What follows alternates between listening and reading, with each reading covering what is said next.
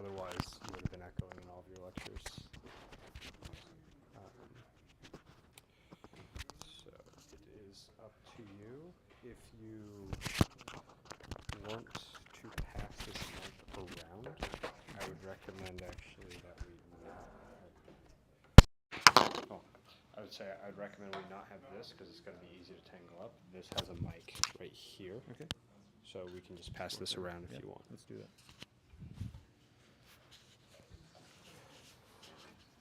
Double check that.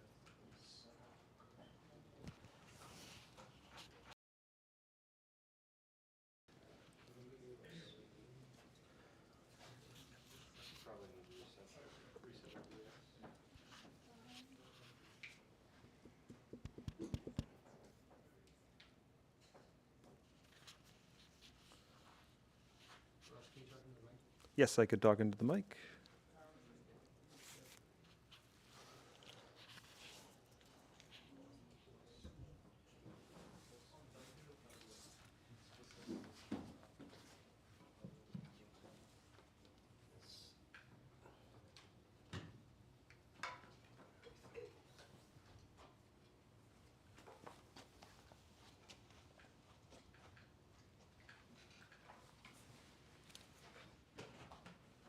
We're just sorting out the last few logistics here, but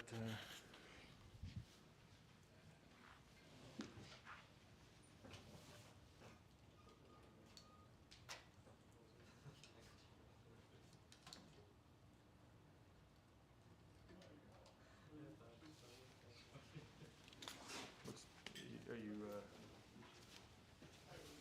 close? We're live. Oh, you're live. Okay, so all right, last lecture, guys. For we get to hear all of your final project presentations. Just a quick word of logistics. Some people are watching over YouTube or potentially over slides.com. So let's see. I have the slides.com link. Many of you have figured that out. It'll be potentially very relevant today because this is a slide deck that just has all of your videos, all the ones that have been marked as public, and they are mostly going to just autoplay with audio for obvious reasons. If you're watching at home, you have to figure out that, right? So we have an audio stream coming here. You're going to have the audio there, so you might need to mute or unmute to make that all work. But hopefully you'll just be able to follow along, watch it while we watch it, and hear any questions if we have time. The logistics are this, right? So you guys all uploaded your projects, and if I play them contiguously, we've got 131 minutes. So we've got the room till 5. I'm happy to stay here till 5. I'd love to get a question or two, and we'll power through. Okay, let's let the show begin. So I also did learn that there is a setting that not everybody has, which allows autoplay in YouTube. I thought about asking people to fix it, but there were so many that just didn't play. So I'm going to have to play on a few of them. Oh, man. We work in the Equus group here at MIT, and today we're Okay, that's not... So is there any chance we can get audio through the AV, through the speakers? I would have... Yeah. I mean, as a worst case, I can do this, but... I should have asked for that. Let's see how badly this works. That's actually kind of workable. Okay, let me start that over. A few people decided to take their video that was too long and play it fast. So here we go. Hi, I'm John. We work in the Equus group here at MIT, and today we're going to tell you about our project for quantum control and constraint trajectory optimization. It turns out that many of the techniques we've discussed in class have broad applicability outside of robot dynamics, and one such area we're pleasantly surprised to find is quantum mechanics.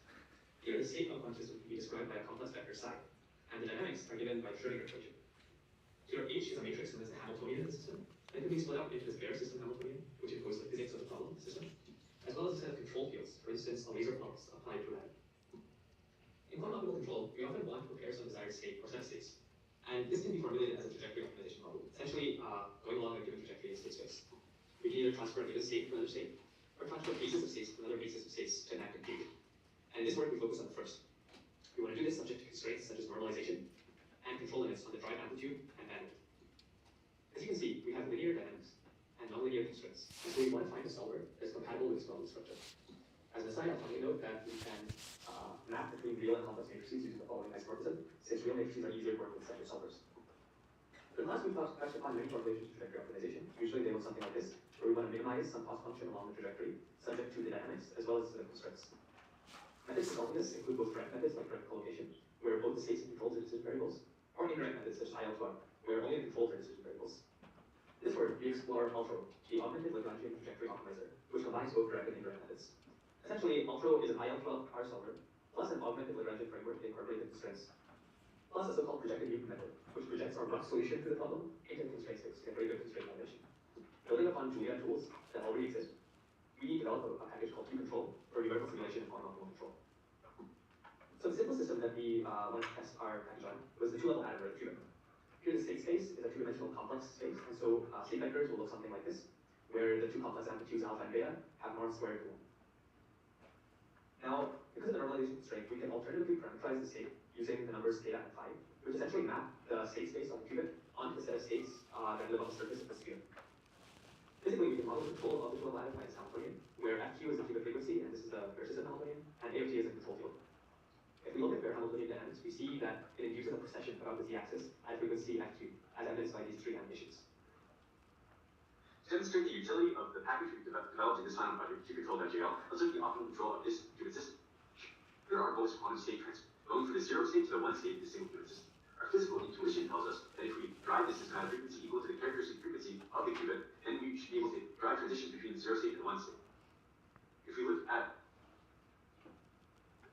the cost function associated with this problem, then we see that it boils down to a penalty on the amplitude of the controlled drives.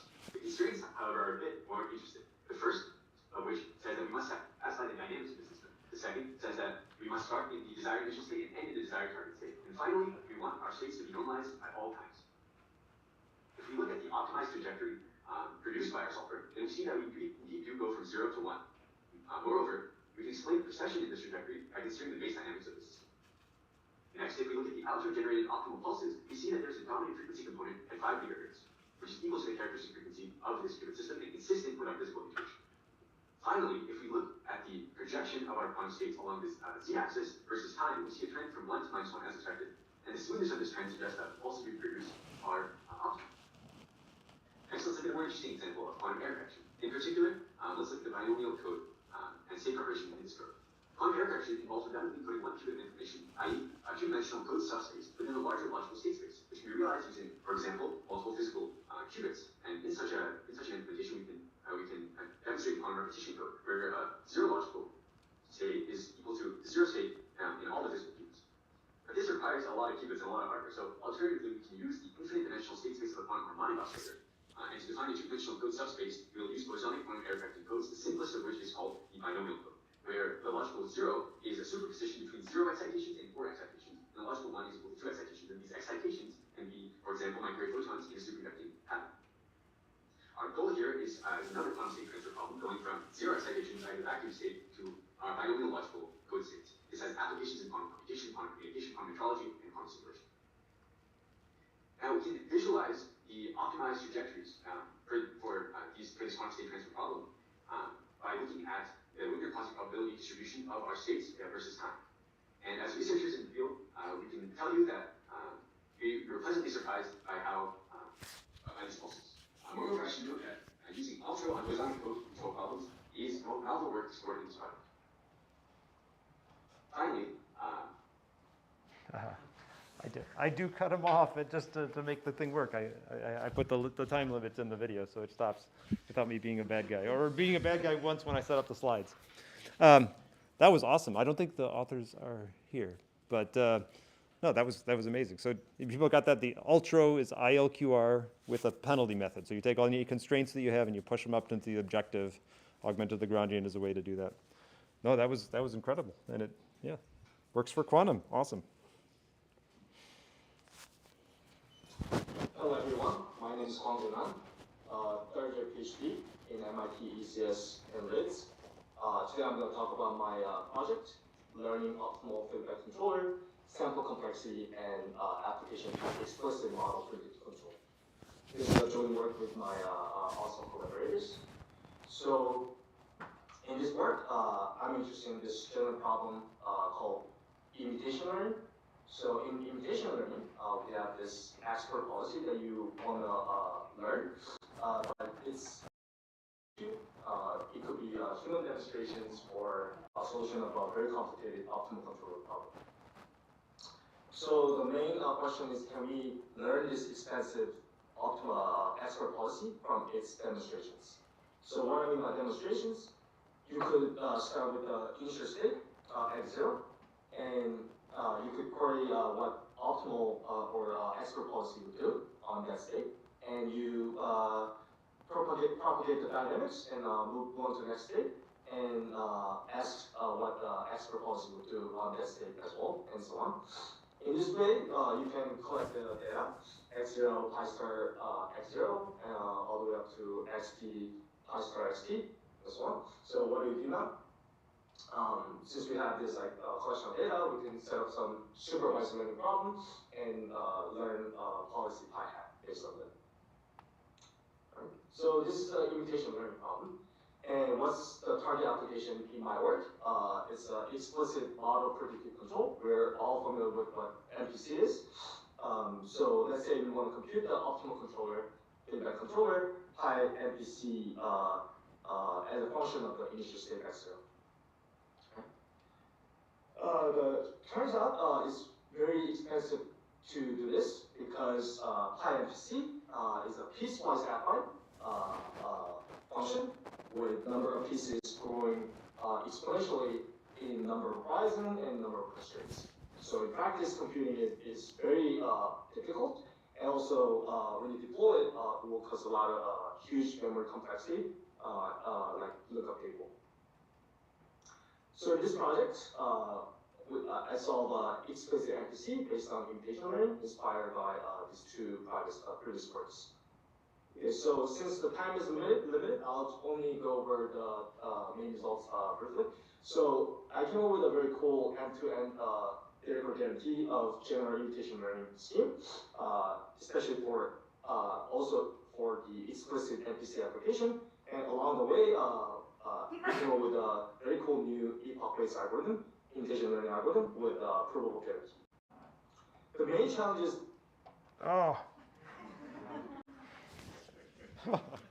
Tell us what's the main challenge. It's a distribution shift. So when you learn when you collect the data from the expert policy, right? So you get the data according to the expert policy. But when you actually learn the policy and you deploy it, you're following according to your learn policy. So there's this distribution shift issue. So we came up with this algorithm called on-policy imitation learning, which resolved this distribution shift issue. Awesome. So the answer was distribution shift, like the dagger kind of problem, where you quickly drift off of your data. Okay, thank you. I'm looking forward to seeing the report on that and the details. Okay, here we go. My name is Noah Salk, and this is my final project for 6.832 Underactuated Robotics. Project concerns the reorientation of a platform driver in free fall with no initial angular momentum, and was inspired by the famous falling cat problem, in which cats always land on their feet by maneuvering their bodies in a certain manner. The problem is classically underactuated, and the diver must make use of the conservation of the angular momentum to reach desired orientation in free fall. The diver is segmented in 3 links corresponding to arms, body, and legs, as shown in this figure. The absolute orientation of the diver relative to the global reference frame is represented by theta, the angle of the body from the y-axis. The other angles, alpha sub h and alpha sub l, are relative to the body length and are directly controlled via actuators. Therefore, the diver's orientation is fully defined by a state vector q of 3 angles. With the mass and length of each limb known, constant matrices are constructed to compute the x and y location vectorized of each limb's center point relative to the diver's center of mass. The dynamics of this reduced system with zero initial angular momentum can be simplified to a first-order equation relating the angular velocity of the internal actuators to the angular velocity of the lock system as a function of only the diver's current shape. This utilizes the concept of local mechanical connection defined in the literature to conserve angular momentum. With the initial height of the diver's center of mass defined by h, assuming a free fall with initial y velocity of 0, the time to entry t sub f can be calculated. The problem is discretized in time as of co-location points to be numerically tractable and transcribed to forward order integrate. With the initial orientation of the diver when it leaves the platform defined by Q naught, and the final orientation of the diver when it enters the water defined by Q sub f, the optimal control problem can be formulated as the minimization of some cost function of several constraints. Cost function was chosen to be quadratic penalty on the movement of the actuators, which can also be thought of as a minimal effort formulation. Equality of constraints are placed in the initial and final orientation of the diver, discrete dynamics, initial and final speeds of 0, and the inequality constraints on the actuator speeds and joint mobility. Shown here are the results of the previously formulated optimization problem with a 200-point time discretization and an initial height of 10 meters. This corresponds to the total air time of just over 1.4 seconds. Diver flails arms to rotate the absolute angle of its torso. It should be noted here that two types of actuator speed constraints can make the optimization problem infeasible, depending on the total air time. For this reason, divers typically leave the platform with some initial angular momentum to avoid flailing their arms to reorient. Model predictive control is implemented to create a more robust controller. With a fixed number of knot points, the full trajectory is computed, and then the policy is determined for one step using linear interpolation. Trajectory is again optimized with new initial conditions. Oh, that one was way over, but no, it's good to see it's working. I guess I'm not sure how many points you get at the Olympics for that solution, but cool, cool. Let me just see. Bodies in free fall and -1 And actuator. got the full cat. Awesome. Is Noah here? I didn't see. Okay. Hi, my name is Julia Bryden, and today I'll be talking about my project on Lyapunov-based control for SCP initial gas generation. My goal for this project is to implement large divert guidance, where the objective is to minimize fuel usage, subject to a list of state constraints and control constraints. State-of-the-art guidance algorithms use sequential convex programming to solve a sequence of local convex approximations to the non-convex guidance problem. In order to reduce the number of iterations required to converge to a solution, I propose to create a new initial guess strategy that no longer uses the currently implemented straight line interpolation method, but instead utilizes an asymptotically stable initial guess strategy formulated using Lyapunov. This project is broken into two parts. First is implemented in Hydrake, where the dynamics of the system are linearized. S of t from the time-varying LQR is determined. V of x and rho of t are computed for the initial guess. And finally, all parameters are determined using the maximum region of attraction SOS program. From the SOS program, the initial trajectory guess is determined, and the penalized trust region solver is used to compute the final trajectory. First, I linearize the system dynamics into the A and B matrices, and then I determined a trajectory that would be used to find the region of attraction and Lyapunov function around. Using the linearized matrices A and B, I was able to compute S of t for each time step using the linear quadratic regulator equation. The Lyapunov function guess was determined by multiplying x bar, which is x minus the initial trajectory, by S of t from the LQR. For the unconstrained Lyapunov control problem, I implemented the time-varying controller design shown in steps 1 through 3. And in step 1, you can see the solution to U bar as implemented in the system dynamics. I was able to get a solution using penalized trust region, and the final solution resulted in about a 6% SCP runtime reduction. From this project, I was actually surprised that determining a Lyapunov function is actually pretty difficult. In addition, the number of constraints and alternations for a more complex system grows pretty quickly. For future work, I plan to extend this algorithm to be implemented with less memory constraints as well as expand to 3 dimensions. Awesome. Yeah, we should clap every, yeah, that's great. That's good.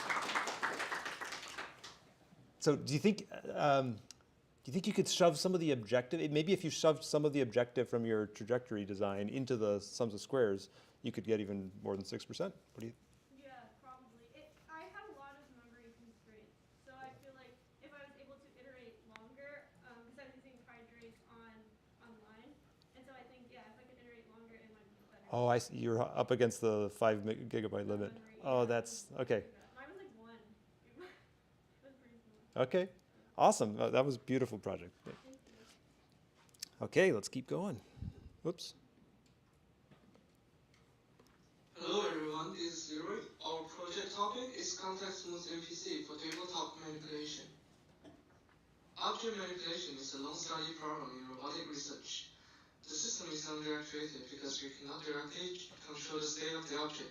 Due to the existence of the discontinuity brought by the rich contact, the problem is hard to solve. Previously, people have used model-free policy learning to approach these tasks. However, these approaches completely ignore the underlying structure and thus have several limitations. For instance, imitation learning requires lots of human demonstrations, and reinforcement learning requires lots of interactions. Moreover, the policy cannot transfer to other contact tasks. For example, for cubes with different sizes, our work focuses on leveraging the structure of these tasks and use planning through contact to reproduce some behaviors shown in the model-free literature. The hard part of using planning for manipulation is to reason about contact. Think about the task of pushing a box. If the any vector is not in contact with the box, there is no gradient of the dynamics with respect to the input. Therefore, the trajectory optimization problem is intractable. In this work, we use the recent work from our lab that smooths the contact dynamics with bundle gradients to allow RT to plan efficiently with contacts. We first defined matrix B to be a Jacobian of the dynamics. This matrix can be found via a differentiable simulation. This matrix will be different condition on contact or not. The main idea here is to smooth the dynamics by estimating P with Monte Carlo simulation. We add a batch of random noises to the action input. Some leads to contact and some not, and take the B average across the samples as the dynamics. Now we can plan with the dynamics model parameterized by this smooth B. We combine this smooth dynamics with RT for planning. We call that in kinodynamic RT. This extends that tries to reach some sample states from the nearest state in the tree. Now, instead of using global Euclidean matrix to maybe solve a trade-off problem for the next U, we'll use local reachability matrix based on this B hat and do a simple projection to reach the subgoal. Here, we show a visualization of trajectory generated by RT through contact. Each node of this tree represents a quasi-static state. We visualize the path from initial state to goal state on the right. You can see the red pusher successfully transport the blue cube to its goal. However, if we apply this model directly to tabletop pushing, it will not succeed as we expected. In this video, the half-transparent blue block shows the imagined trajectory under the planned dynamics. The actual state of the block drastically deviates from the plan, so our robot is just pushing the air. The issue here is that our planning through contact depends on a much simplified model. To easily get Jacobian matrix B, we assume that our system is quasi-static, two-dimensional, and that no friction exists. However, in the pushing task, contact is not perfectly 2D. Friction behavior is complex, and our system is not really quasi-static. While the simplified dynamics model shown on the right video approximates the real physics, error quickly blows up in the long run. To solve this problem, we just use model predictive control to stabilize the trajectory with feedback. We can measure the deviation from imagined trajectory from RT tree with a quadratic cost or state. Whenever the cost is over a certain margin, we represent with the current state as initial state. After adding model predictive control, we can see that our method can successfully push objects to different goals in a reliable manner. In this video, we show that the pusher pushes the block into 6 random goals in a row in a single simulation.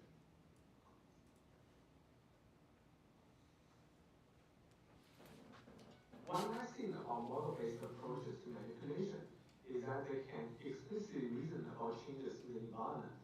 When we change the sizes of objects or goal positions, we don't need to retrain a completely different model like three methods. In the two videos in these slides, our method succeeds even if the object sizes changes. In addition, our method is robust to changes in friction or weights and can successfully overcome the error of physics model. Finally, we recognize that there are some limitations in this work. First, we simplified the physics model to get approximate dynamics. However, the real world violates our quasi-static assumption and contain complex friction behaviors. We need some explicit modeling of these factors and maybe leverage dynamics itself. The other problem is that how do we scale this system to work with multiple objects and complex shapes? That's the end of the presentation. Thank you. I thought you seemed a little excited to get your video in the deck. Okay. I deep faked it. You deep faked me? That's great. Okay. That's something. Any questions for these guys?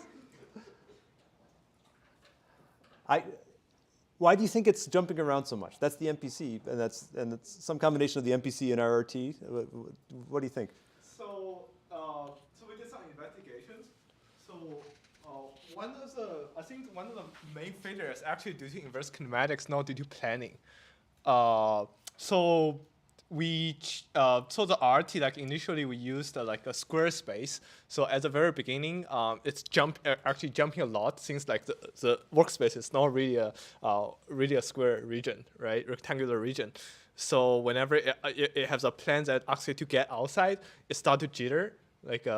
And later on we completely changed our parameterization of the space and like planning in a half circle region, and it got better. But yeah, but maybe like a differential IK or something. yeah, but there are still some jumps. I think that's due to planning, but we have some way to filter it out. That's great. Okay, cool.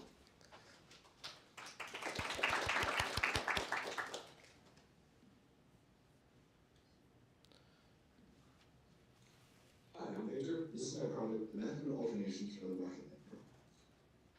The rocket landing problem is an important problem. As we launch more rockets, we like to save some of them. But it's also dangerous to land a rocket, and it's useful to have bounds on where the rocket will go for safety reasons. The method of alternations allows us to define those safety bounds while also giving us controllers that ensure the rocket will stay within the boundary. The system dynamics are presented here. You'll notice there are only two control inputs, the thrust T and a gimbal angle delta that the thrust makes with respect to the center line of the rocket. The scenario we'll be working with here is a rocket starting at x equals 1 and y equals 50 and lowering itself to the origin. We're trying to find a way to guarantee its stability along this path. We can do this using the method of alternations. We learned in class that Lyapunov functions guarantee a system's bounds. Finding a scalar rho to set the limits of the bounds gives us a regions of convergence that the system is guaranteed to stay within. The method of alternations not only finds this boundary, this scalar rho, and the Lyapunov function that goes with it, but also finds the corresponding control law u of x. Along a trajectory, we need to find a unique control law, the Lyapunov function, and Lagrangian multipliers for every step I. The above formulation optimizes for the largest funnel along the entire trajectory that the rocket will stay within. You'll note that this optimization is also bilinear in the variables. We do the whole sum terms constant for it to be a convex problem we can solve quickly, and so we alternate between optimizing for different terms while holding others constant. In general, the process is we try to find a feasible L and U for a given V and rho. Then we hold L and V constant and optimize over U and rho. And finally, we find V and rho while holding L and U constant. I implemented this system in Drake using a linear interpolated trajectory from the example given above as reference, and an LQR controller to find the initial guess for E. The alternations were mildly successful. I ran into memory issues with deep note using Drake, and Drake isn't currently supported on new M1 chips, so I couldn't really do it locally. I managed to get an N equals 2 implementation, which means I was able to implement it for 2 time steps, but otherwise, not much results. The next steps include fixing the implementation so that we can actually run it along the entire trajectory. The runtime is prohibited for n greater than 4. I need to find a better trajectory optimizer to feed into the method. And finally, investigating how to incorporate this safety with other control methods would make it very, very feasible to use this. Thank you. Awesome. I don't think Victor's here. I don't see Victor. Okay, any questions about it? Yeah? Drake does work on M1, but MoSec doesn't work on M1. It's not my fault. I swear. Okay, good, cool. That was great. Hi, I'm Victor. Whoops. This is my product method. For my final project, I developed a methodology of optimizing hybrid trajectories for an underactuated skateboarding system to perform simple tricks. The most simple and ubiquitous skateboarding trick is an ollie. Riders manipulate the board using the contact forces on their feet, essentially shifting their weight backwards to kick off the ground and into the air. This system can be abstracted to 2D and simplified by controlling the position of a point mass relative to the board with a motor. This motor can then be used to directly impose torque on the board without requiring 2-foot reaction forces. In effect, the angle of the point mass can be controlled to change the position and orientation of the board. The dynamics of the system were determined by hand using the free body diagrams shown below. Wheels were assumed massless relative to the board and rider, allowing friction to be ignored. Contact modes over the course of the jump are used to constrain optimization. The board starts out flat, shifting all its weight backwards until it begins to tilt. The back kicks off the ground after this and into the air, landing front first. Non-linear constraints are used to ensure that the wheels remain on the ground when they should, such that when the board tilts up, it rotates without the axle of its back wheel. The board's kickoff is modeled as an inelastic collision. The tail end of the board smacks off the ground, reversing its angular velocity. Kinetic losses are accounted for using a coefficient of restitution. This guard function is used to reset state between ground and flight phases. After contact constraints and input limits were imposed, the optimization problem was solved using iPods and PyDrift. This determined board state, control angle, reaction forces, and length of time step h between key discrete points. All the results were generated for a half-meter jump height over standard board dimensions and weight.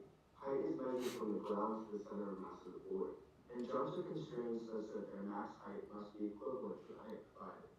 Trajectories were generated over a number of jump heights. We see that takeoff is relatively consistent, but higher jumps require higher angular speeds on kickoff. When landing, higher jumps require larger oscillation amplitudes of control angles to balance the board. Different jump heights can be supplied to the optimization problem, but nothing can be solved over a half a meter due to acceleration constraints on the control angle. Manual is another simple skateboarding trick where a rider balances their weight backwards to tilt the board up while moving forward, basically identical to an ollie before kickoff. As one can see, contact constraints are quite similar between the two tricks. To impose a constant angle, the orientation of the board's velocity, phi dot, is restricted to 0 over the middle of the trick. Results were generated in a simulation can be shown below. Here you can see that the board continues to move forward while its angle remains relatively consistent. The resulting trajectory confirms this.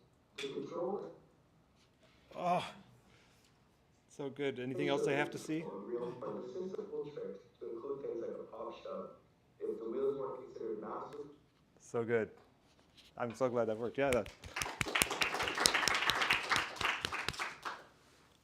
Okay, so I want to hear about the optimization too, but when people drag their foot, does that like keep them from moving their center of mass so much, or like what's the extra physics I get from dragging my foot and ruining my shoe, or other people ruining their shoes? That's a good question. For an ollie, you don't have to like drag your foot along the board as much. You can like lift your front foot straight off the board. But if you do a kick flip, you have to like drag your foot in order to like torque it this way. Cool. So he says you don't actually need to drag your foot for an ollie, only for a kick flip. I don't think I've ever gotten that far. That's awesome. I love the project. Great work. If anybody else has questions, please feel free to ask. Yeah. Okay. Hi, my name is Alan Zhao. Today I'm happy to talk about my project titled Underwriting the Drone Hull. First, let's talk about what is a drone hull. As the name suggests, a drone hull is basically a card hull by replacing the card with a 2D drone. The 2D drone was built with URDF and Drake built-in propeller class. The URDF defines all the links in the drone and also the point mass, and the propeller class is the two thrusters on the drone. A point mass is connected to the drone from an unactuated hinge joint. And the point mass here is viewed as the pencil head. So ultimately, our goal is to make the point mass follow a given trajectory or a handwriting pattern. On the left-hand side, I show a drone control controlled with a constant controller, given a little bit disturbance. As you can see, it just moves back and forth. On the right-hand side, I show a aircraft balancing controller to basically try to balance the point mass at the upright position.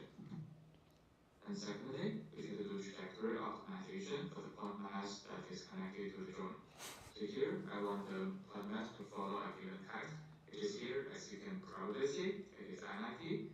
And on the right-hand side, I show the visualization of the trajectory optimization result. One thing to note here is that on the right-hand side, this is only a visualization of the trajectory. There's no controller currently. I will talk about the controller in a second. Plus, I also tried with some different tasks. Here, this is OMG. And on the right-hand side, this is also the visualization of this trajectory. So basically, I'm going to be vocabulary of 26 letters, and technically, the drone should be able to follow any given combination of tasks. Now that we have a result from the trajectory optimization algorithm, we want to follow the given trajectory with finite horizon LPR.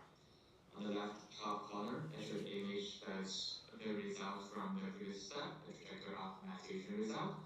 On the left bottom corner, this is the actual point mass trajectory after we add in the finite horizon LPR controller. So the video on the right-hand side shows the actual trajectory of the drone and the point mass. And then if we make the video a little slower, you can see what's really happening in there. We can see that there's actually some very interesting dynamics going on because there's no control limit. So we can see it's actually very highly dynamic. One thing to notice here is that the image shown on the left bottom corner, which is the actual point mass trajectory after we add in the LPR controller, is quite different from the left top image, which is the trajectory optimization result. I think there are actually a couple of ways we can improve this. For example, Nice. I don't think, is Alan here? Nice, yeah. I guess input limits would make a big difference there, yeah? It is weird how much the optimizer can get away with if you don't have input limits, right? Cool, okay. And this new corporate learning controllable functions from existing system with unknown dynamics. In the lectures, we have learned how to get a controller that is stable in the sense of the unknown in an environment with known dynamics. We can use controllable functions as sensitivities and use powerful techniques like sum of squares to solve the problem and guide the controller. If we want to deal with high-dimensional systems, we can also use reservoirs of neural functions, which learn the controllable functions with tempos. However, all these approaches need to know the dynamics of the systems, which is sometimes hard to get. For example, this is simulation of the famous fighter F-16, which is developed by Professor Stanley's group. The fighter is initialized in a posture that is going to crash on the ground, and our mission is to develop a controller that pulls it up and makes it stabilize at the desired altitude.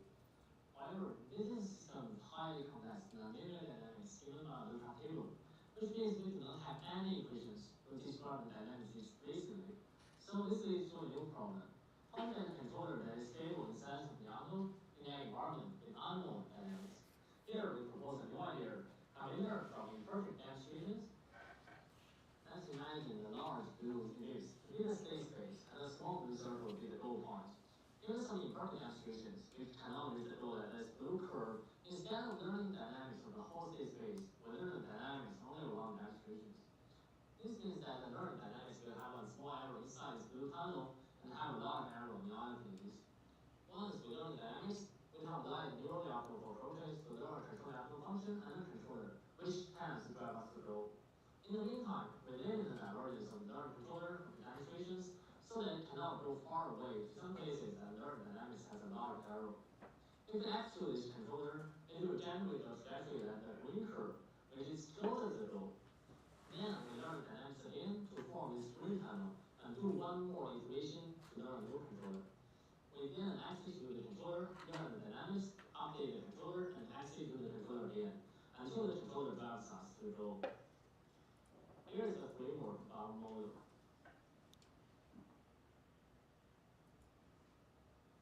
quick fact experiments on the existing system.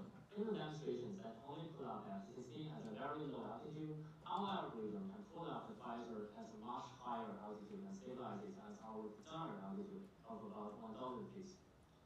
Compare with other algorithms like the reinforcement learning approach PPO, the intention learning approach arrow, and approaches for learning from imperfect demonstrations direct and SSR.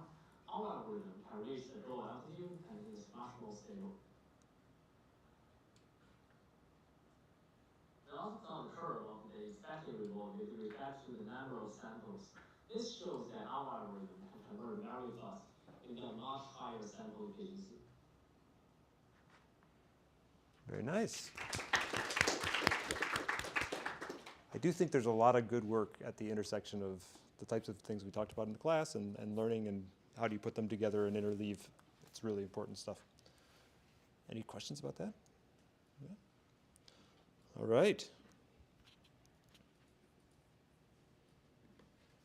In this work, we present a planning and control framework for non-prehensilely transporting a political object with a wheeled quantitative robot. We take dynamics into account so that inertial forces can be leveraged to achieve more time-optimal solutions than if quasi-static assumptions are made. Material transport is a useful task both in industrial and commercial settings, and we believe that non-prehensile manipulation, which is especially difficult to implement on robots, is useful when object size, geometry, and surface properties are variable. The loss of force closure makes dynamic motion planning difficult since there are many contact modes, such as sliding and rolling, that the object can undergo.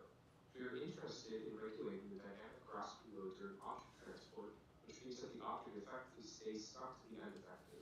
We define this mode as the safe mode, when the object's relative position and pose are fixed relative to the end effector. We start by planning a feasible trajectory for the robot's hip, which will hold the object. Then we plan a full-state trajectory for the robot that induces this hip trajectory.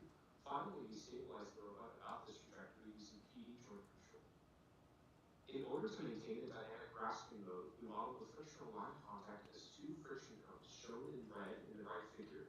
We can convert the two friction force constraints into one generalized friction cone constraint in rich space, shown in the figure on the left as the polytope F, which is in the object frame. If the gravito-inertial wrench, which is a function of the system's state and control input, is within this cone, the object will not slip, roll, or lose contact.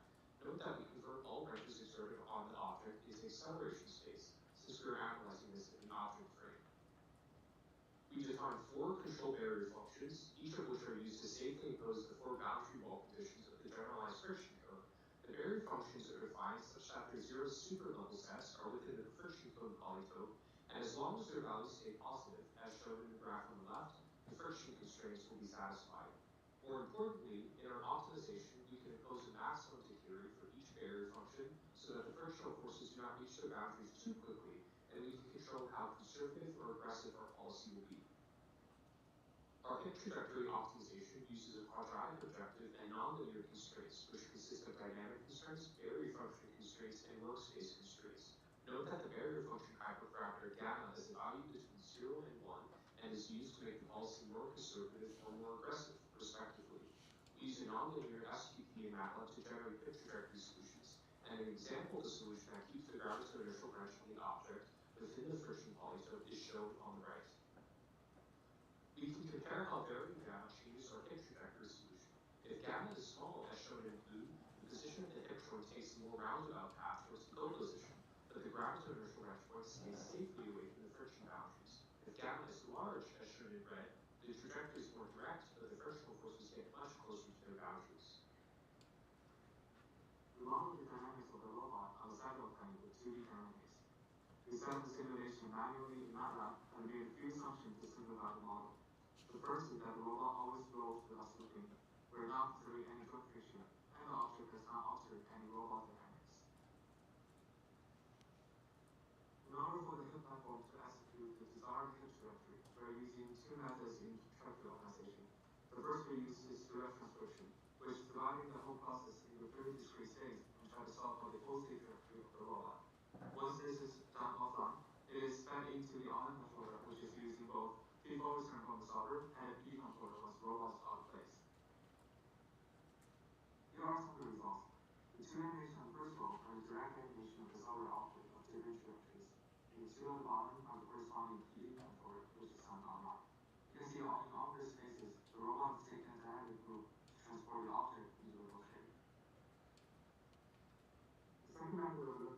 is a Hermes-Simpson graph location method, which is dividing the control trajectory into program stance and state trajectory into total stance. We can specify the objective and constraints on the discrete control point. The implementation of this method is largely based on OptiStrat, which is an open source directory solver in MATLAB for everybody. And here is all the results. The direct motivation method is in continuous time, so the robot is able to make 5 movements compared to discrete time solvers. When using 19 seconds, you can still see the cubic spans. When using 30 seconds, the robot is able to track the trajectory better, but it's also taking a longer time to find the number. Finally, we compare the time it takes to deliver the object. With the nominal method, which is moving without touching object tray, it takes about 5 seconds. But with the R method, it takes about 3.9 seconds, which is a second faster. Thank you for listening. Very nice. I'm actually super curious how far that PD controller at the end goes, because if your unactuated degrees of freedom are unstable, you could fall down, right? So you could diverge. It'd be interesting to figure out why that worked so well. Looked beautiful, yeah.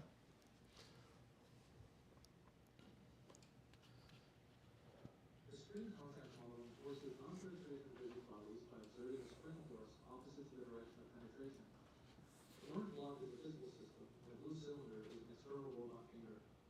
As we add fingers to the system, we see that the number of contact modes grows exponentially. A contact mode is a set of binary indicator variables describing whether or not each finger is in contact.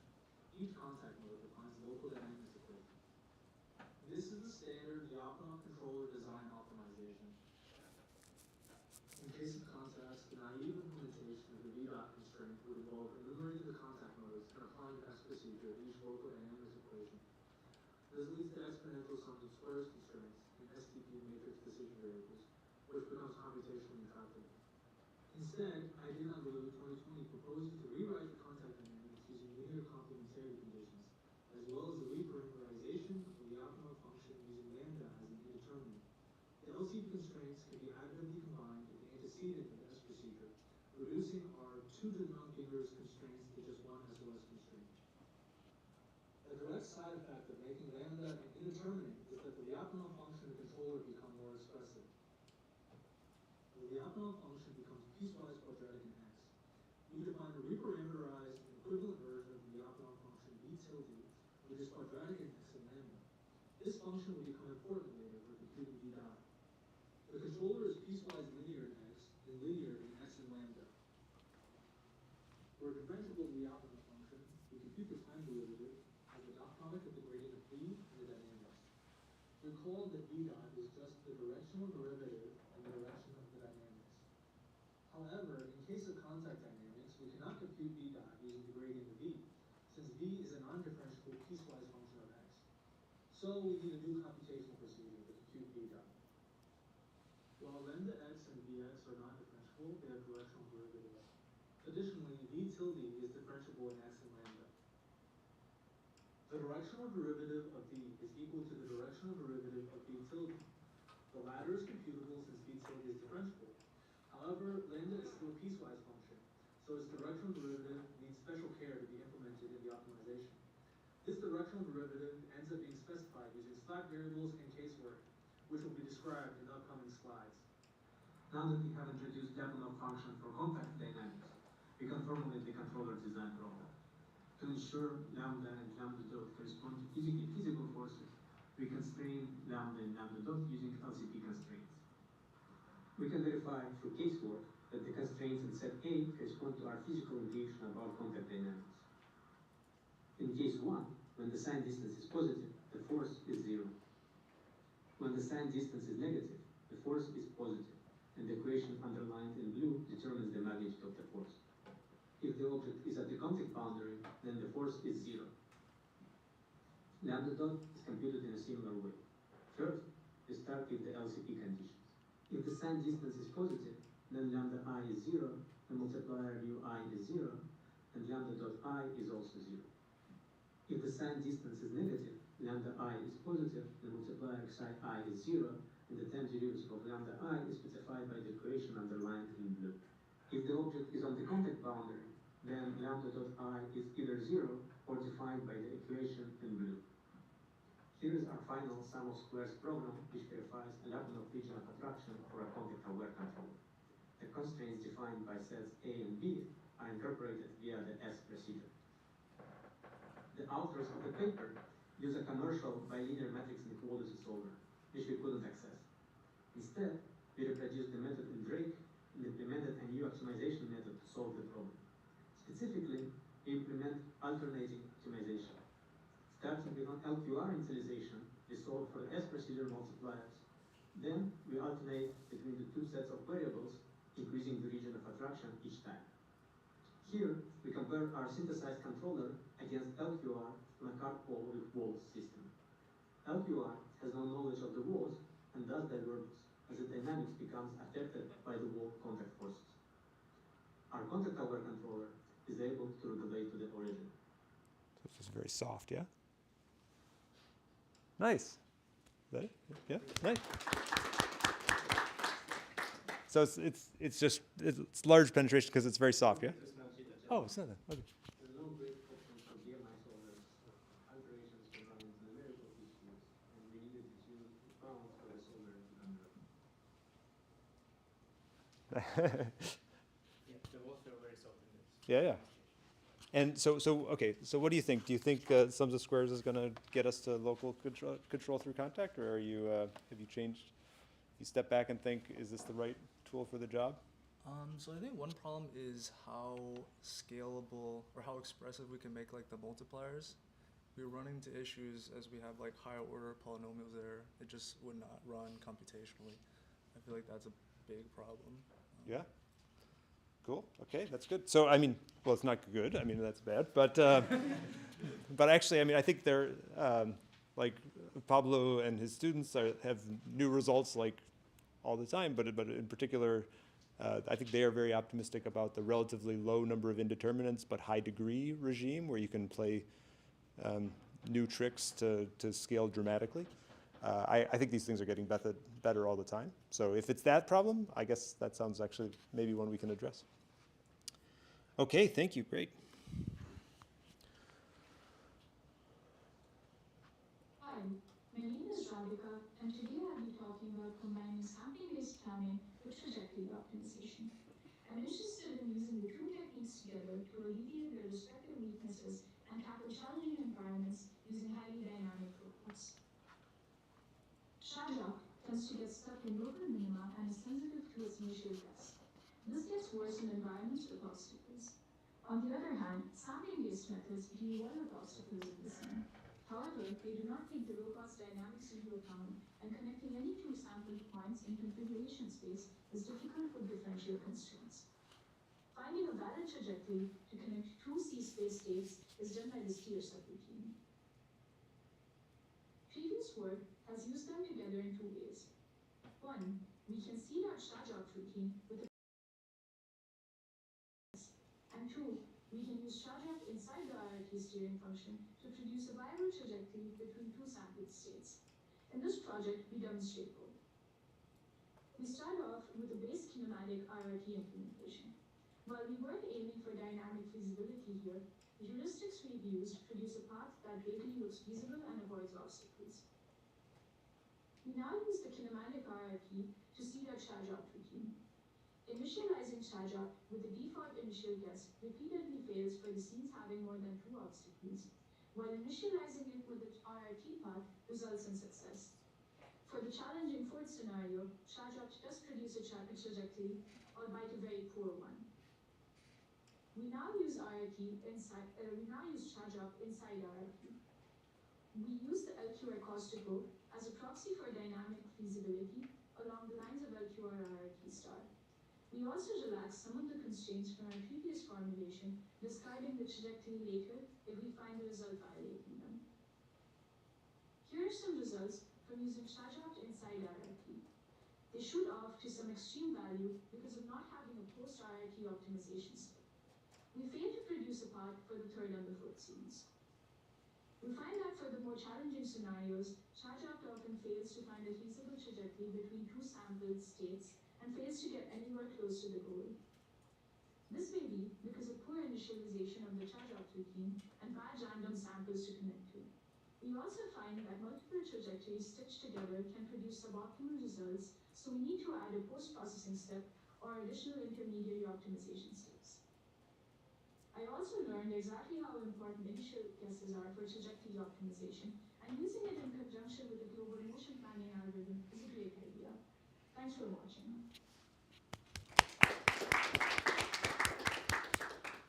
Any questions from anybody? You didn't say anything about how slow the inner loop would be. I'm guessing it was painful. Yeah. Yeah. Okay. Yeah. Right. It was not great. Like it took like. So I set my maximum iterations for RIT to like 100 loops or something, and like the inner loop was horrifying. Yeah. So like it took like a solid for like the third and the fourth scenarios. It took like maybe 20 minutes for the entire thing to run, and it came out with nothing, like nada, and it was. We need to prune the search space better for this to run. Okay. Yeah. Yeah. So. No, that's good. I think the trajectory optimization can be very effective, but if it's not super optimized in this pipeline, it's yeah, it's painful. Cool. Thank you.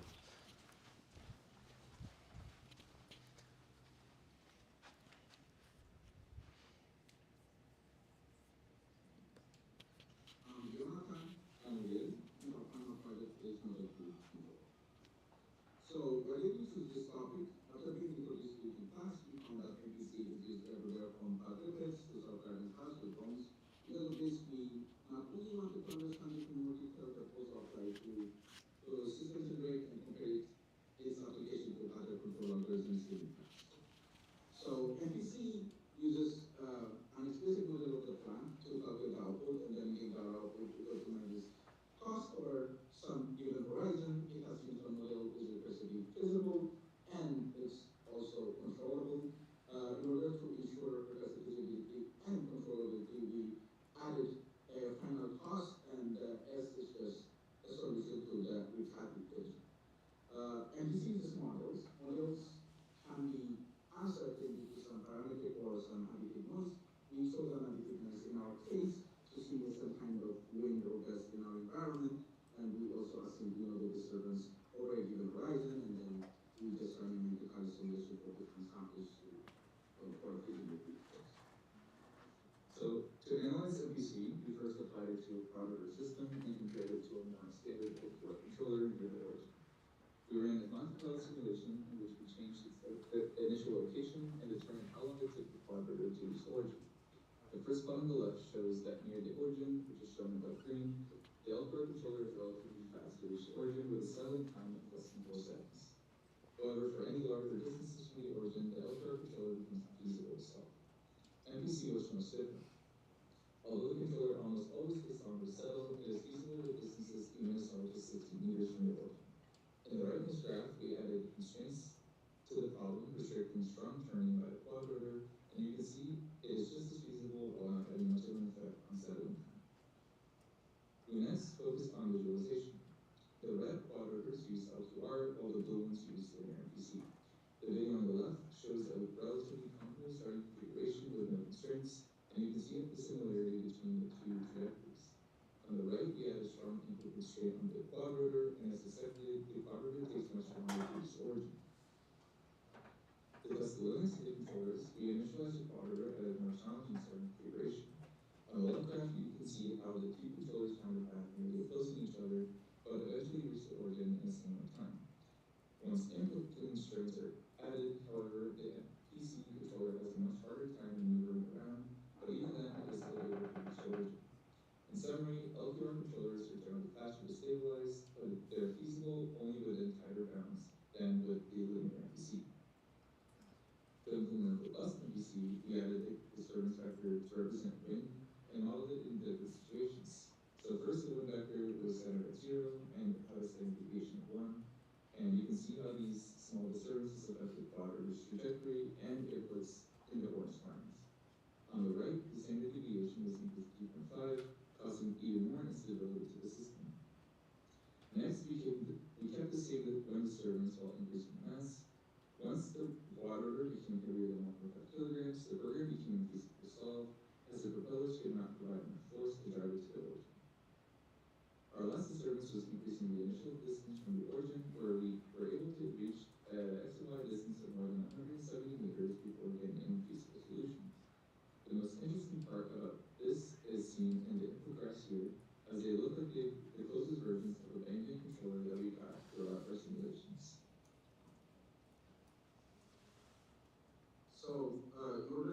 for a real-time feasible solution for all realization of our disturbance, we tried implementing Swift MPC, and the idea behind it is just remove the noise from our state and do linear MPC on the nominal state once we calculate the invariant set. And once we have the invariant set, we just update the constraint in the nominal state by calculating the minimal speed difference between the state constraints and the input constraints with our invariant set. Even though the idea behind it is simple enough, the biggest hurdle was calculating the mean square speed sum for the invariant set and then the mean square speed difference for the updated constraints. Drake didn't have the methods we needed. We implemented covariant difference with the help of Alex, but that did not suffice.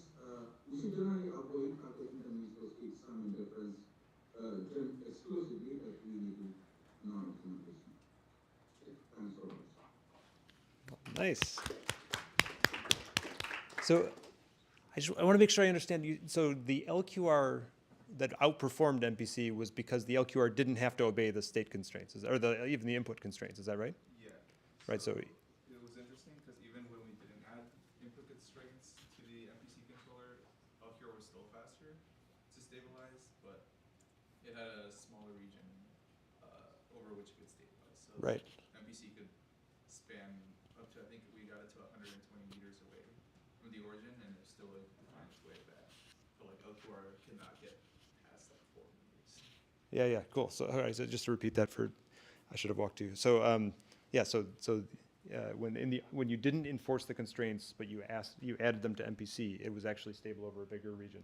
I mean, that seems almost like an accident, or maybe that maybe the MPC is somehow staying a place where the linearization is better. You could imagine something like that, right? But then to MPC you'd think would get worse for the linear system because you've added constraints, right? So yeah, okay, awesome, very nice, and I'm glad to see you got somewhere. Alex did get an assist. I saw him working hard on the Pontryagin differences and stuff with you. Cool.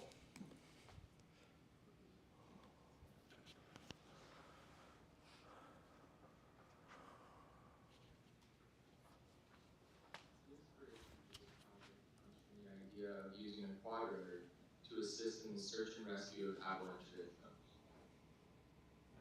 Two challenges that exist when flying an aerial vehicle in a mountainous environment are wind turbulence and obstacle avoidance. I modeled wind turbulence using the Dryden model. The Dryden model represents the linear velocity components of wind gusts as spatially varying stochastic processes, characterized by their power spectral densities. The aerodynamic forces acting upon the quadrotor were approximated using a single flat plate airfoil. This model summarizes lift and drag forces acting on a body as a single normal force located at the aerodynamic center of the plate. I compared two control approaches. The first approach was to perform offline trajectory optimization using direct collocation and combining with LQR stabilization. The optimization includes initial and final state constraints, thrust limit constraints, and obstacle avoidance constraints. The cost function being minimized is time to target state. The LQR regulator policy was derived by linearizing the quadrotor dynamics along the nominal trajectory at each time step and solving for the optimal policy to regulate towards the nominal trajectory. The alternative approach was to perform linear model predictive control. This method simplifies the trajectory optimization problem by linearizing the dynamics and removing nonlinear constraints. This makes the problem convex, allowing the optimization to be solved more quickly, enabling real-time control. This comes at the cost of a simpler approximation of the dynamics and an inability to handle nonlinear collision avoidance constraints without additional work. The offline optimization was performed without knowledge of the wind turbulence. However, the controller performed well with light turbulence, which was surprising. This is because the magnitude of the disturbance was small enough that the LQR approximation of the system dynamics was still valid. With severe turbulence, the actual dynamics deviated too far from the dynamics used by the controller, so the quadrotor crashed and burned. My linear MPC control method produced a steady state offset from the target state, which I was unable to identify the root cause of. Analyzing its response to increasing wind turbulence, you see that with light turbulence, it reaches the target state plus offset with slight deviation. However, with severe turbulence, it is driven into the ground. This is the result of the thrust limit saturating. Doubling the thrust limits and increasing the state penalty by 10x resulted in a control policy that was able to reach the desired state, accounting for the offset, with some moderate deviation. Very nice. Mason, I know you suffered a few bugs of mine, so I'm super glad you got that all put together. And any big lessons, any takeaways for you from that last push? I mean, building a simulation in Drake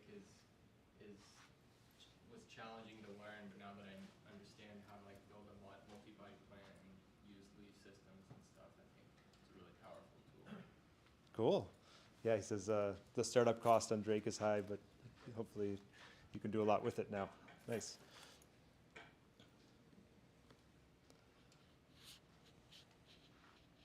Modern robots for agricultural automation are controlled far too conservatively and often have an unnecessary number of actuators that drive up cost and frequency of maintenance. We investigated that doing this practical, triple pendulum cartwheel required. Initially, we used L2R to balance the triple cartwheel at its upright position. However, we want the system to be able to reach an unstable equilibrium point with any arbitrary initial state and handle obstacles such as tree branches. We investigate 3 methods for doing this. We used 2 different value iteration approaches. The first approach was discrete mesh-based value iteration. Because it suffers from exponential computational complexity, we only applied it to the single pendulum cartwheel. Here we plot 2D slices along the cost-to-go function we found via this method. After 40 minutes of iterations, we converged on a policy that was able to swing up a cartwheel. Note that this policy is global and can swing up for other arbitrary angles. Here it swings up from a 90-degree starting angle, and here it destabilizes after being pushed over. Our second approach, we used a neural net to estimate the cost-to-go function. This didn't suffer from exponential computational cost, but it was nonetheless difficult to tune, and it did not achieve a swing-up controller. Some limitations. For discrete value iteration, we want to pay extra attention to the regime close to the fixed point to ensure it stabilizes there, but we didn't sample our input states more densely at this point. For our neural network, our hypothesis class was a fully connected neural network. The paper by Blunder et al. Shows that narrowing the hypothesis space for control affine problems such as this enables it to fit the true cost-to-go more easily. Here we look at reachability guided rapidly exploring random trees. RRT is a method for finding a path through state space that goes from starting state to a final state. On the left, I show the RRT algorithm for 2D path planning around obstacles. On the right is the result of running the same algorithm but constrained by the dynamics of the torque-limited pendulum. RRT star is a modified RRT that progressively refines the tree to find the lowest cost solution to any given point. Results here show RRT star applied to both the 2D setting with obstacles as well as the dynamically constrained pendulum swing-up problem. Reachability guided RRTs provide more efficient state space exploration. They do so by restricting the randomly sampled region of state space to only that which can be progressed towards in some time step. By doing so, they drastically reduce the number of nodes needed to reach some goal. L2R stabilizes the trajectory and helps correct for any linearization errors. L2R also smooths out the input torques, as you can see in the torque and data graph. Our reachability guided RRT converges on a solution substantially faster than RRT, but there is still a loss to be desired.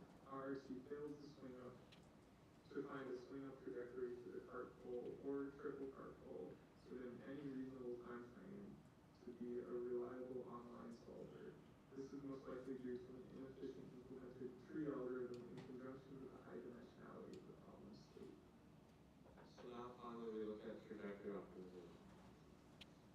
So in this case, we formulate the control problem as a nonlinear mathematical program where we set the final cost to be equal to the total time, where h of n is the duration between any 2 breakpoints, and then use the input force on the cart, and we can also apply a cost to that as a running cost. The main constraints are the dynamics, which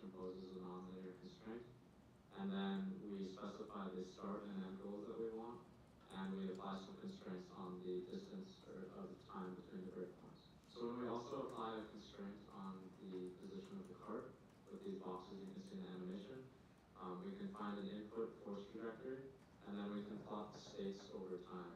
However, if we actually plot what the input force would be if we commanded it to the cart, we see that the cart falls down. And in this graph on the right, you can see the cart deviates from this nominal trajectory. But with finite rise in LQR, even with small deviations in the initial starting position of the cart, we were able to get it to stabilize to the target position. And then we're also able to add additional constraints using forward kinematics and basically putting in different distance constraints that each of the masses of the pendulum need to be away from, for example, like a tree branch, and we can avoid these obstacles. And while this approach was successful, we found that it was difficult to tune the many different parameters required for both trajectory optimization and finite rise in LQR. Overall, of the three methods, we found trajectory optimization to be the most tractable. Very good. Nice. Trajectory optimization for the win. Yeah, so good. I mean, I'm curious. Do you think the RRT could be made to work with a more efficient implementation, or do you just like no chance? I think it could. I only learned about the Albert Wu's implementation at the very end, so I made my own. And I saw that it was already. Oh yeah, that's all good. Did they do a swing of cart pull for? I mean, the reachable sets for the R3T were optimized for the linear regime, so you'd have to accept that as an approximation for the nonlinear regime. So I don't know if they tried cart pull, but that's not where it shined. They were hoping for contact, was the linearization version of contact. Awesome. Well, that seems great that you got that all working.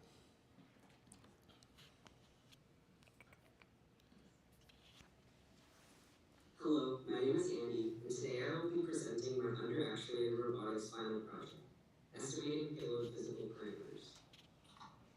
We define the physical properties of a robot's payload as the mass, center of mass, the inertia tensor, and coefficients of friction, although we won't be focusing on those in this project. These can be used for trajectory optimization, controller design, identifying a product, if say in a warehouse scenario, or avoiding hardware damage by running against the robot's torque limits. We set up the system as a 7th degree of freedom KUKA EWA robot on, with the grasping of the object represented as an additional joint attached to the 7th link, like a pendulum. We began experiments with a mustard bottle object because it seemed to have an interesting shape. The system is underactuated in that we cannot directly control the angle of the mustard bottle. We can use data collected by the robot to find these values using the lump parameter decomposition. The equations of motion of the system have a cool property that they are affine in the lump parameters, or linear combinations of the parameters we want to estimate. This works for the parameters of the mustard bottle too. This form allows us to use least squares to find an estimate of these parameters. Luckily, the parameters of our system that we want to estimate decompose very nicely. We log the joint states and torque command information from the robot along samples in this trajectory, populating the data matrix that will be used for least squares. This was the first trajectory we tested for data collection. It represents a typical trajectory for a pick-and-place task the robot might want to accomplish. Here are the results of the mass and center of mass estimations as the robot's trajectory is simulated. With a closer look, you'll notice that the results are mostly terrible. Let's look at the results of the inertial parameters, which require higher Not see that coming. Again, parameters are not good. Take a closer look at the moment of inertia along the z-axis. It is incorrect by 4 orders of magnitude. Interestingly, the estimate does not settle until long after the robot has stopped moving. This trajectory of the robot shows why this is the case very well. The object isn't settled due to there being no friction in the joint. We actually see very accurate results for the mass, which was the main success of this project. There are many reasons why the other values could have been calculated incorrectly. In experiments, we saw high variation in the estimations depending on the trajectory the robot took. An initial goal of this project was to formulate a trajectory optimization to maximize the expectation of these parameters, but this proved to be computationally challenging and tricky. Most likely, the system needs a thorough debugging. But we believe the method is sound based off of existing literature and the results from the mass calculation. Thank you for listening to my final project. Awesome. And you stepped out right as we were. No, it's all good. But you totally got me because I was looking at the screen and like, does that match? And then you said, this is terrible. Yeah. It's hard to tell based on the scaling. Oh no, that's great. Okay, so you think maybe trajectory optimization, more informative trajectories to save the day, or debugging? I think so. It definitely helped with the max.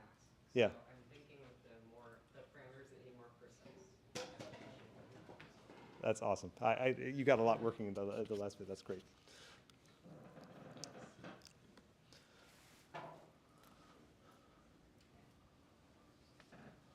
Hi, my name is Cole. My project focuses on the control of coupled mode systems.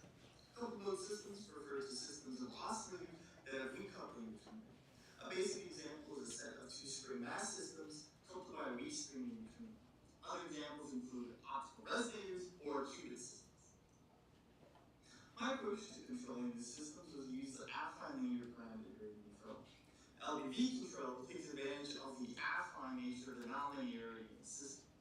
The idea is you find a K-matrix similar to linear control, only this K-matrix depends affinely on the state variables of the system.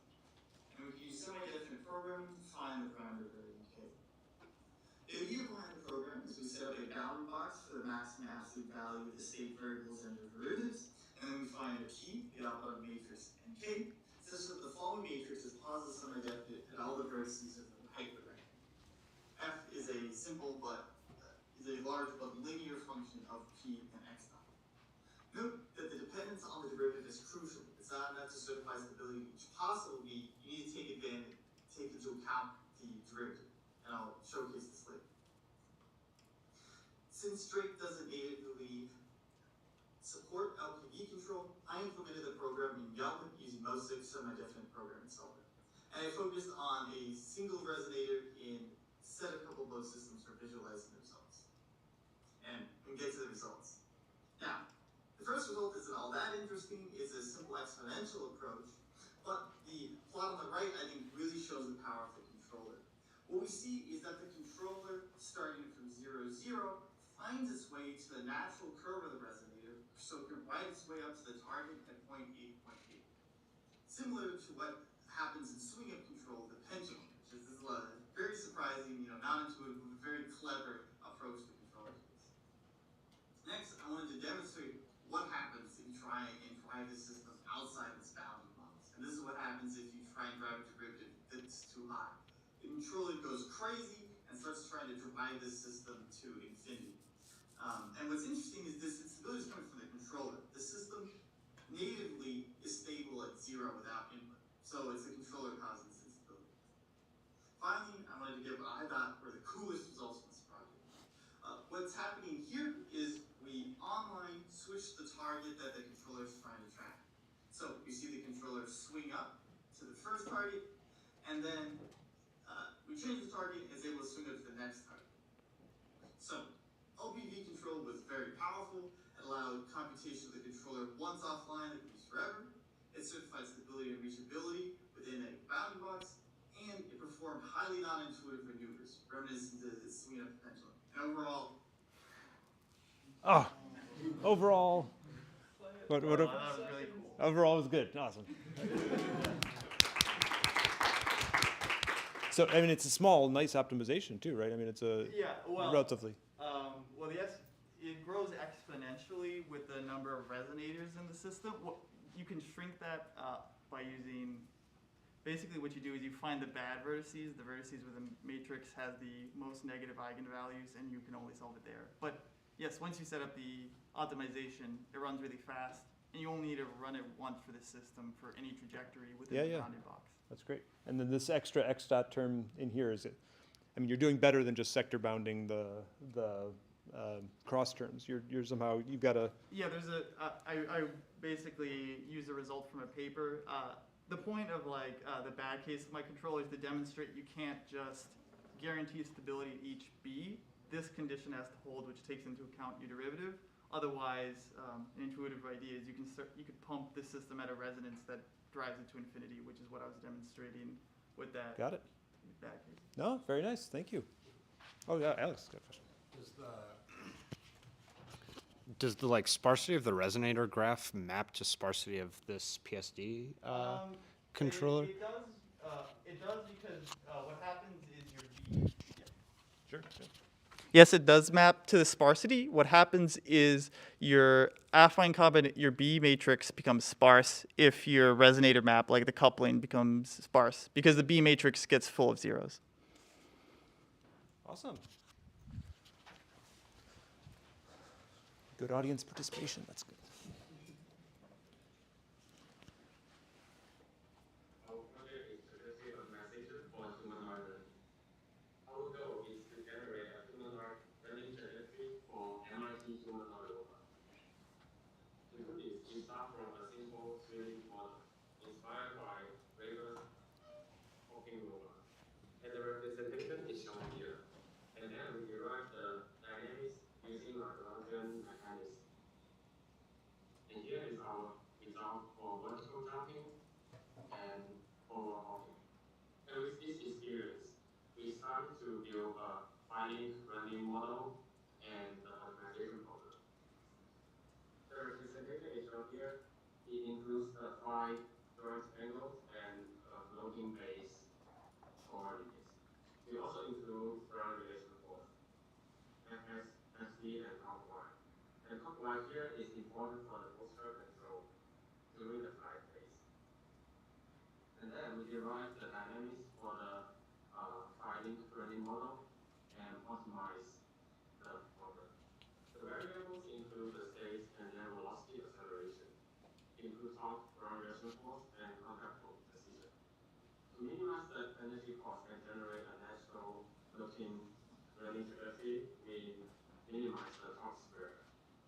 For the constraints, we have the system dynamics, periodic constraints, step length, impact mapping, and this contact schedule. The whole problem is shown here. Here is our optimal results for the human learning. The step length here is 0.8 meters. Velocity is 3.65 meters per second. As we can see in the plot, at the moment of impact, the driving acceleration reaches a very high value. And this can be also shown in the driving velocity plots. And also, because of the periodic constraints, we can see the ending velocity is the same as the initial velocity, which makes sense. Furthermore, we optimize for initial conditions and found that the problem is very sensitive to different initial conditions and can generate undesirable results. We also optimize for different step lengths. This is for 0.4 meters and 0.6 meters. We can find that there are some similar patterns behind different step lengths. Next person will introduce the tracking. Yeah, so for tracking, we implement a finite Bayesian LQR, which is shown in the formulation to the left of the screen. Once we have this finite Bayesian LQR formulation written down and properly working, which we have tested on a simplified model, we then go back to the prelim model as a simplification on the Python model, and we then use the finite Bayesian LQR controller to track the reference trajectory. In this case, the prelim model trajectories that we saw at the beginning of this presentation. We then use a four-step approach to the entirety of the control. And that first step involves making a polynomial fit to the reference waypoints that we get from the waypoints from the optimization.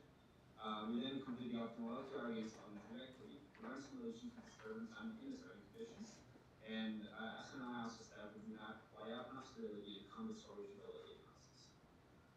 This is an example of what our interpolation would look like after one step of the polynomial fit. This is a polynomial degree 9 where we use all trajectories that we obtain. And this is for our basic copying optimization. Here the points in black represent the points that we get directly from trajectory optimization, and red is our polynomial fit.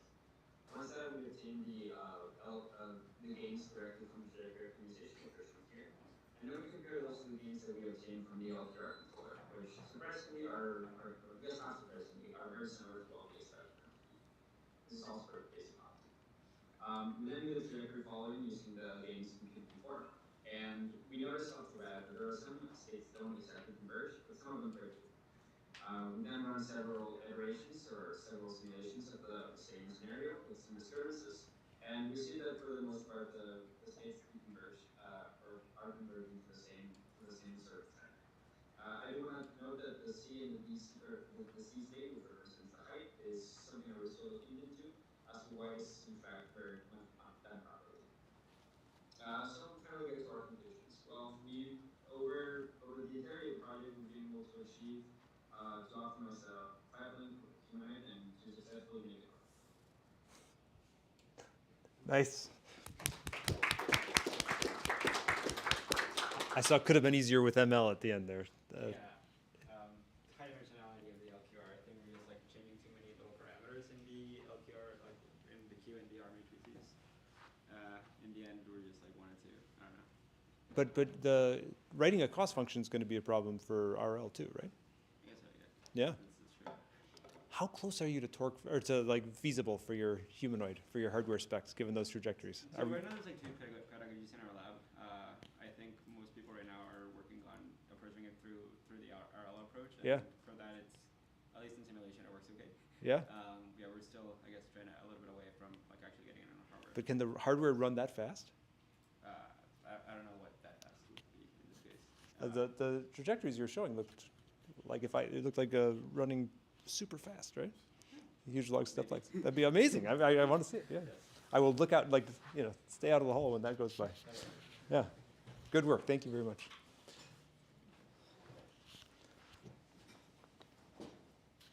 Hi, I'm Spencer Schroff. My team is Vinny Mondal and Chris Evagora, and our project is the 2D stereography.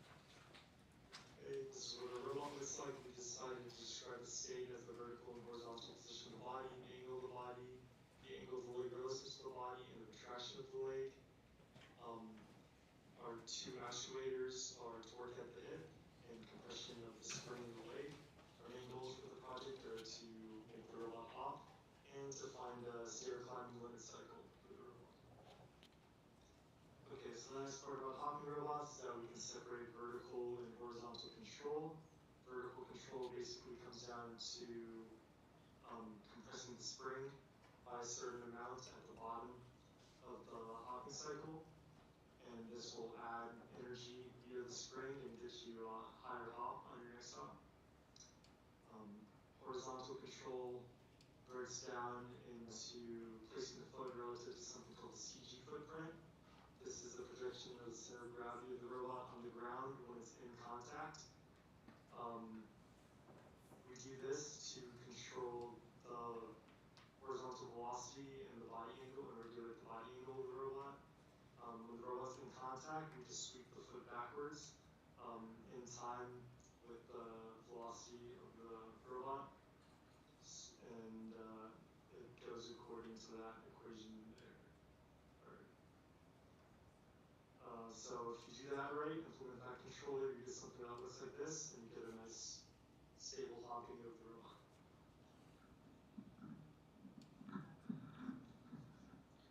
So the next step is to define a limit cycle using trajectory optimization. The hard part about finding a limit cycle here is that it is a hybrid model. The robot is going to be in the air and also in contact with the ground. And in between those two modes, we need to have reset maps because in those modes, energy will be lost or velocity might change instantaneously. So the constraints we implemented were dynamics during these modes, guard functions for reset maps, also mirror constraints, which basically enforce that initial states are equal to the final states, which is helpful when building the limit cycle. So once we implement these constraints, this is the result we got with the hopper on flat ground.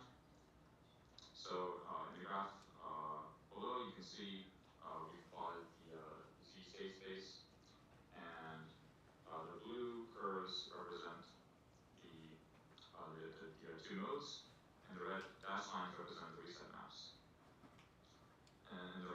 see that the initial state is very similar to the final state, except for that x offset. Next, we had the robot climb stairs, and it was able to do that. Once again, you can see the graph of the state space is very similar, except now we have a z height offset. And once again, the initial state and final state are very similar as well.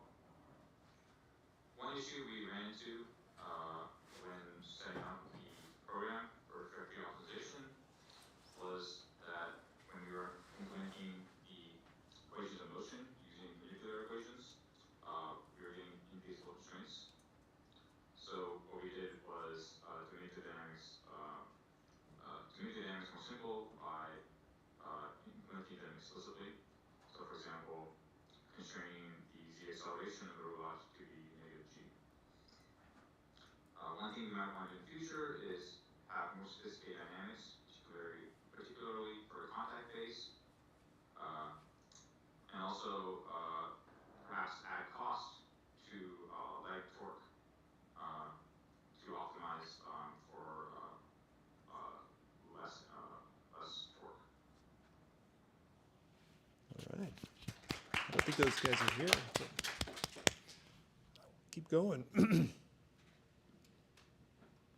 Hi, I'm Indra and my partner is Kavishi, and we are here to present human-compatible eco-Lagrangian control at synchronous intersections. Greenhouse gas emission levels and fuel consumption rates have been steadily rising, and the transportation sector, in particular, contributes 29%. Human dwelling at synchronous intersections often create shockwaves, causing high fuel consumption and emission, which call for energy-efficient driving strategies known as eco-Lagrangian control or eco-driving. Most work that studies eco-driving assumes a fleet of autonomous vehicles to carry out these strategies. However, fully autonomous vehicles are predicted to take more than another decade before they become widely adopted.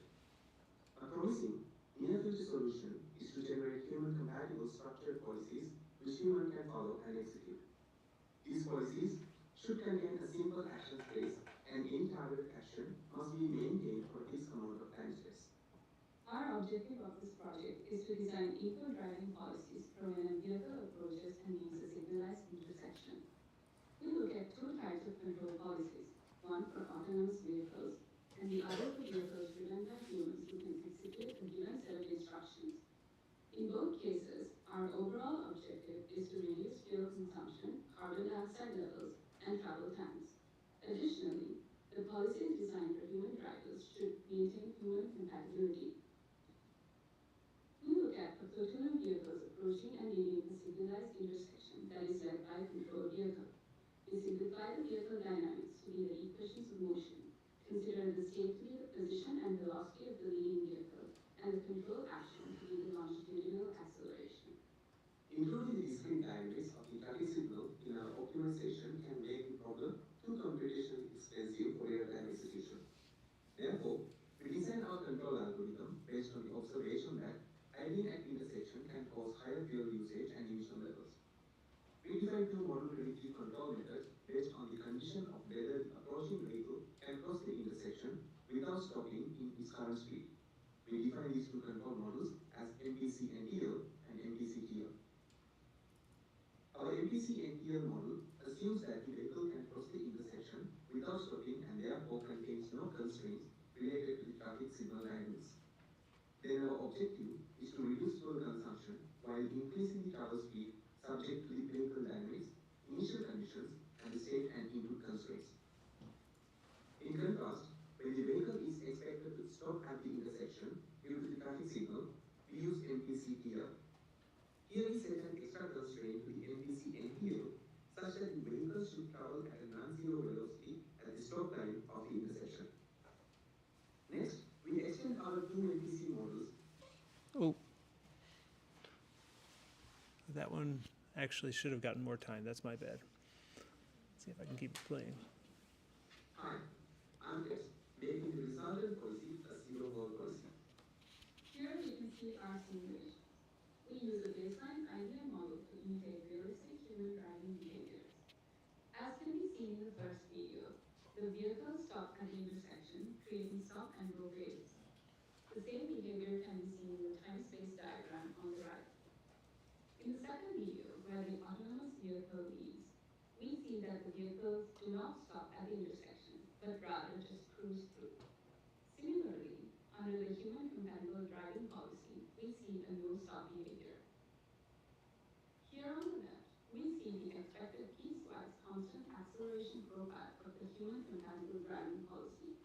In contrast, the CAV-compatible acceleration profile looks more irregular. On the right, we see the speed profile of the leading vehicle showing a non-zero speed at all times for human-compatible driving. Next, we also look at the trade-offs we've considered when designing human-compatible driving by varying the action extension delta parameter. In summary, if the delta is too large, both fuel consumption and travel speed can be significantly worse than human driving. We recommend practitioners find the optimal delta value that provides the best benefits under human compatibility constraints. One possible direction for future work is to include inter-vehicle dynamics and explicitly model the traffic signal dynamics in the control problem. Extending the optimization problem to multiple intersections is also an interesting direction. Thank you. All right. It is pretty cool. You can go from like qubits to running humanoids to not crashing in intersections, right? With all the similar tools. Hi. Hi. All right.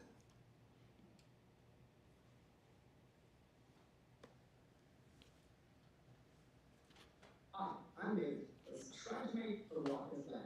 So as a disclaimer, this is not affiliated with SpaceX. It is a common project for Thank you, David. Mark II. So skydiving, basically what Starship does here, right? I mean, it can do belly flop, and it does a flip up, it is using its arms, and legs, and flaps. This is amazing. So let's try to build it in Drake. For that, I've modeled it in SolidWorks. It's approximately the same inertia. It's 15 years long, 85,000 kilograms heavy, and we could import that to a URDF file using here, and then we have to add like some aerodynamic forces. For flaps, I was using the flat plate mold that you were seeing in the protein example, which behaves really well under like stall conditions, which is exactly what we want here for Starship. And similarly, to make a successful belly flop, we need drag on the body itself. And for that, we just take the spatial velocity, we put the transformer to the body frame at the center pressure, and take the individual components on the longitudinal and transverse direction to drag there.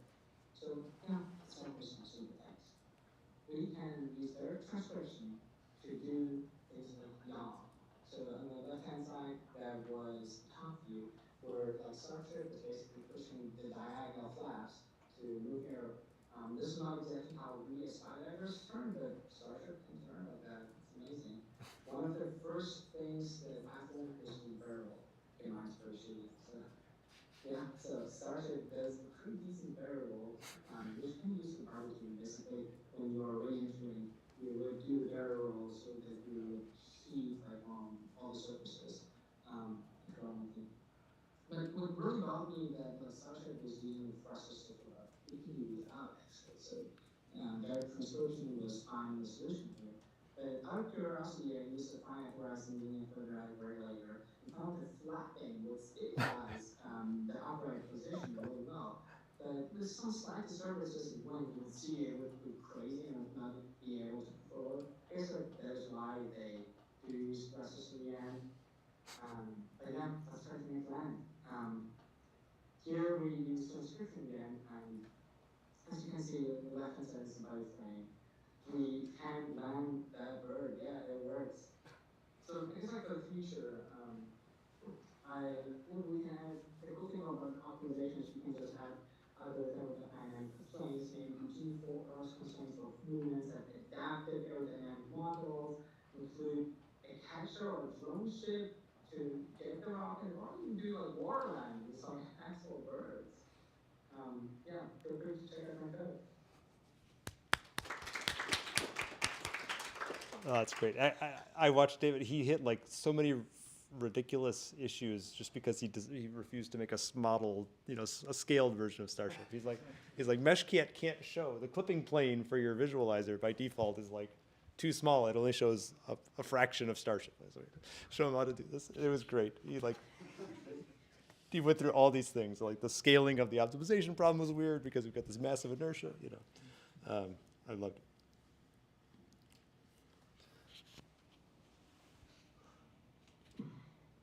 Hello, I'm Christian Meltzer, and I'm here to talk to you about model predictive control for vehicles avoiding obstacles. As a background, maneuverability is very important in the world of autonomous vehicles, whether we're trying to avoid objects on the road that are stationary, railings, or cars that are moving. And we want to be able to do so in a smooth and efficient manner. And that's where model predictive control comes in for this scenario. So first, out of vehicle model, we're going to have our X and Y position of the vehicle, then the yaw angle, which is going to be the heading angle of the vehicle, and then the speed of the car as our variables. And the control variables are just going to be the steering angle of the tires and the throttle. Now, our set of the nonlinear dynamic equations, they're pretty straightforward. X dot and Y dot is just going to be equal to the speed times the cosine or sine of the heading angle. And theta dot is just going to be the tangent of the steering angle times the speed divided by the length of the car. And then the acceleration is just going to be half of the throttle. And then use the Jacobian of the nonlinear dynamics to construct a linear prediction model at the nominal operating point. As you can see, and for the map, we have 3 lanes, each with 4. They're going to be separated by the blue dashed lines. The green dot, the green X is going to be our car, which we see at the origin, and the red X is going to be the obstacle, which we see in the middle at X equals 50. And the red dashed line around the car is going to be kind of like a stay away zone for our car to not travel in for our trajectory. And in terms of constraints, we wanted a small acceleration and deceleration to have a smooth ride and no sudden spikes in speed. And we wanted to have a controlled steering velocity as well. So there's no like crazy steer, crazy turns. And we also wanted to make sure we stay on the road. And then we want to also travel in the center of the lane when we're going straight. And now in terms of the obstacle constraint,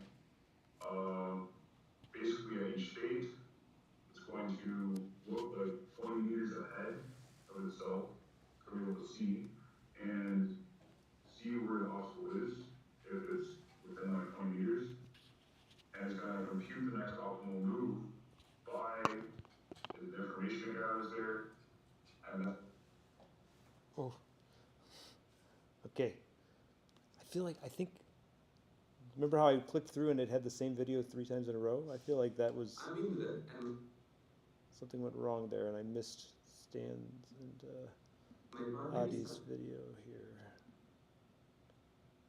Let me figure out. I can play them from here, but or I can just add them real quick. So let me just add them real quick so I don't screw up the people watching at home. We're almost at the end, but I want to make sure the folks in the room definitely get to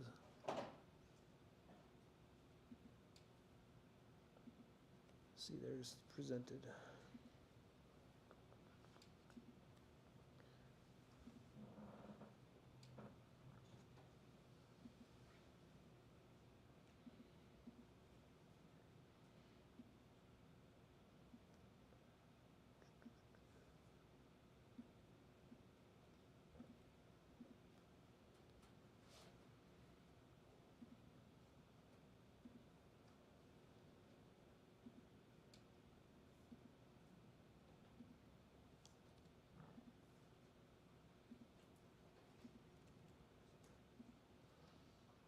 Okay, I know I put that in. I don't know how it got screwed up. So I remember watching it in this video. But okay, so anybody who's watching at home might have to refresh to get back to that, but hopefully that'll work. Okay, I'm going to watch these too. Yes, good. This project was inspired by a class of underactuated robots developed by Beacon Research deemed Stuntronics. These robots are propelled through the air by a catapult and complete an acrobatic sequence before landing in a net. Originally, Disney created a 3-link robot deemed Stickman to develop their Stuntronic capabilities. They iteratively tested different control strategies based on tucking at different times during the trajectory to achieve different rotation profiles. This project establishes a more general approach using trajectory optimization and simulation in Drake. Pendulum and robot were modeled as chains of slender cylindrical bodies. In planning and simulation, 2 model instances were used. One model with the robot connected to the pendulum by a continuous joint, and one model in which the robot was a floating body. Both models had 2 torque actuators between the robot links. A mathematical program was written in Drake with the following constraints. The pendulum and robot were constrained to start and rest. At a knot point halfway through the trajectory, the state of the robot links connected to the pendulum was constrained to equal the state of the free body robot. The minimum and maximum number of inversions in the trajectory were determined with inequality constraints on the total change in angle of the robot's joints after release from the pendulum. An inequality constraint was placed on minimum lateral distance traveled by the robot from the pendulum's origin, and finally the robot was constrained to land in a safe supine pose on the ground. 100 knot points were used, with durations between knot points allowed to vary, and trajectories were found using the SNOP solver with a typical solve time of about 1 minute. Using this method, we were able to produce optimal trajectories that let the robot complete several linear flips and propel the robot more than 8 meters away. When the optimal motor torque trajectories were used to simulate the motion, minor deviations were observed from simple plane trajectories, while more complex trajectories failed completely. Of course, we would expect even larger deviations if the open-loop control were applied to a real robot due to uncertainty in launch conditions, and especially due to wind disturbances. For this reason, the next steps in this project will be to implement a real-time feedback controller. A finite horizon LQR controller would probably suffice to have the robot's relative joint angles follow a desired trajectory, though NPC might be necessary if a higher degree of precision in landing orientation was desired. I would like to extend this work to a full humanoid robot. This could be achieved by using a simple model to model the centroidal dynamics of the robot, while simultaneously modeling the humanoid's full kinematics as described in Dai et al. 2014. I learned so much working on this project and gained a solid foundation in optimization and simulation of dynamic systems. Realistic constraints guided by physics are key to writing a successful trajectory optimization program. Even a beautifully planned path will likely fail in execution if not stabilized. I'm excited to apply the experience I've gained to future problems in robotics and control. Awesome. I do feel like that's like the lesson of the term is that people didn't like nonlinear trajectory optimization this year.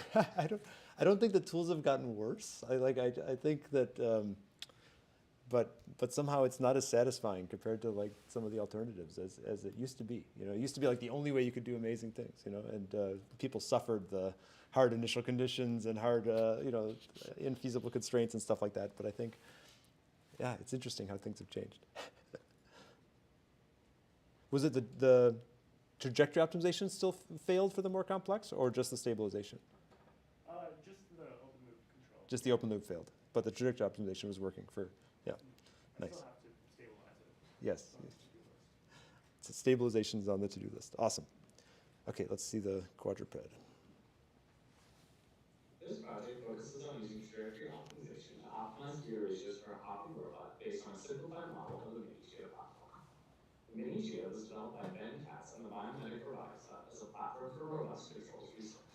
When designing, a gear ratio of 6:1 was selected for the hip and 9.3:1 at the knee. These were chosen for impact robustness. We seek to answer the question if we can optimize which gear ratios each joint should have for a specific task. First, we wanted to describe a motor's performance characteristics for those who aren't familiar.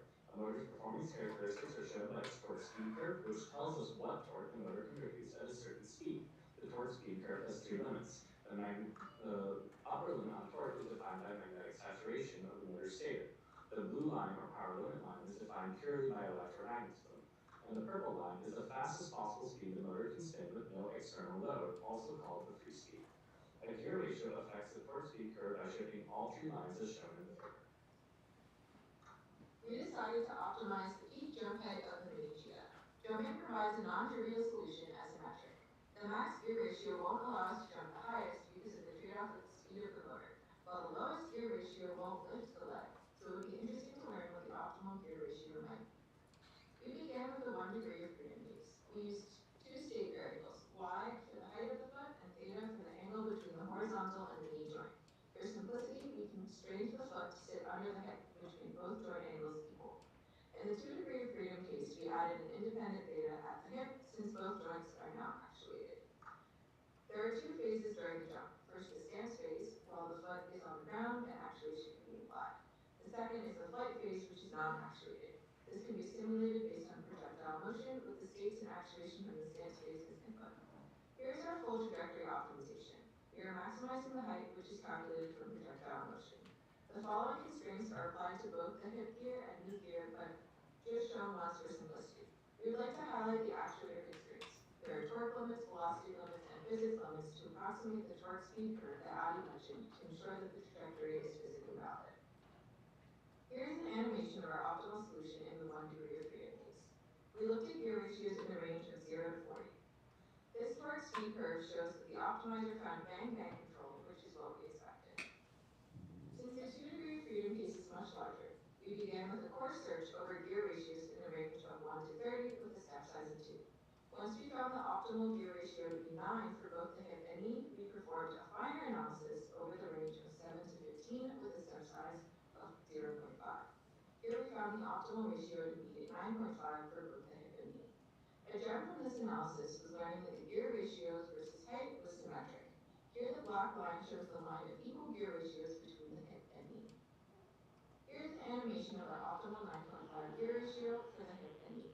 In the torque speed curve, the purple dots represent hip actuation and the black dots represent knee actuation. The optimizer almost exactly matched the actuation for both joints and used bang-bang control, which is interesting and not what we expected. An interesting result that we didn't anticipate is shown here. At some point during the trajectory optimization, the optimizer realized the foot was about to leave the ground, and it could get more height by putting the foot back on the ground and pushing off a second time, almost like a double jump. This is seen where the optimizer sends the hip torque negative right after the ground reaction force hits zero. There are still many directions to explore with this project. First, we noticed that a hip gear ratio of 11 and a knee gear ratio of 8.5. The solver consistently found a solution that jumped much lower than the rest. We think this is due to slipping. Searching in an area around the solution yielded no possible answers or trends, but it's important to realize the optimizer doesn't consider friction. We think adding friction is a good next step. Second, we think it would be interesting to find a solution that has asymmetric gear ratios between the hip and the knee. It is possible that gear ratios were equal because of the symmetry of the leg, so changing leg parameters to see their effect on optimal solution would be interesting. Additionally, it would be interesting to see if we can derive an analytical solution for the shape of a gear ratio versus max height curve based on inertial, geometric, and actuator parameters. And we would also like to expand this to higher order systems in the future. Thank you for listening. I'm actually curious. So, how much do you believe that curve? Are these limits coming from like electronics, or are they coming? I mean, are they all physics in some sense?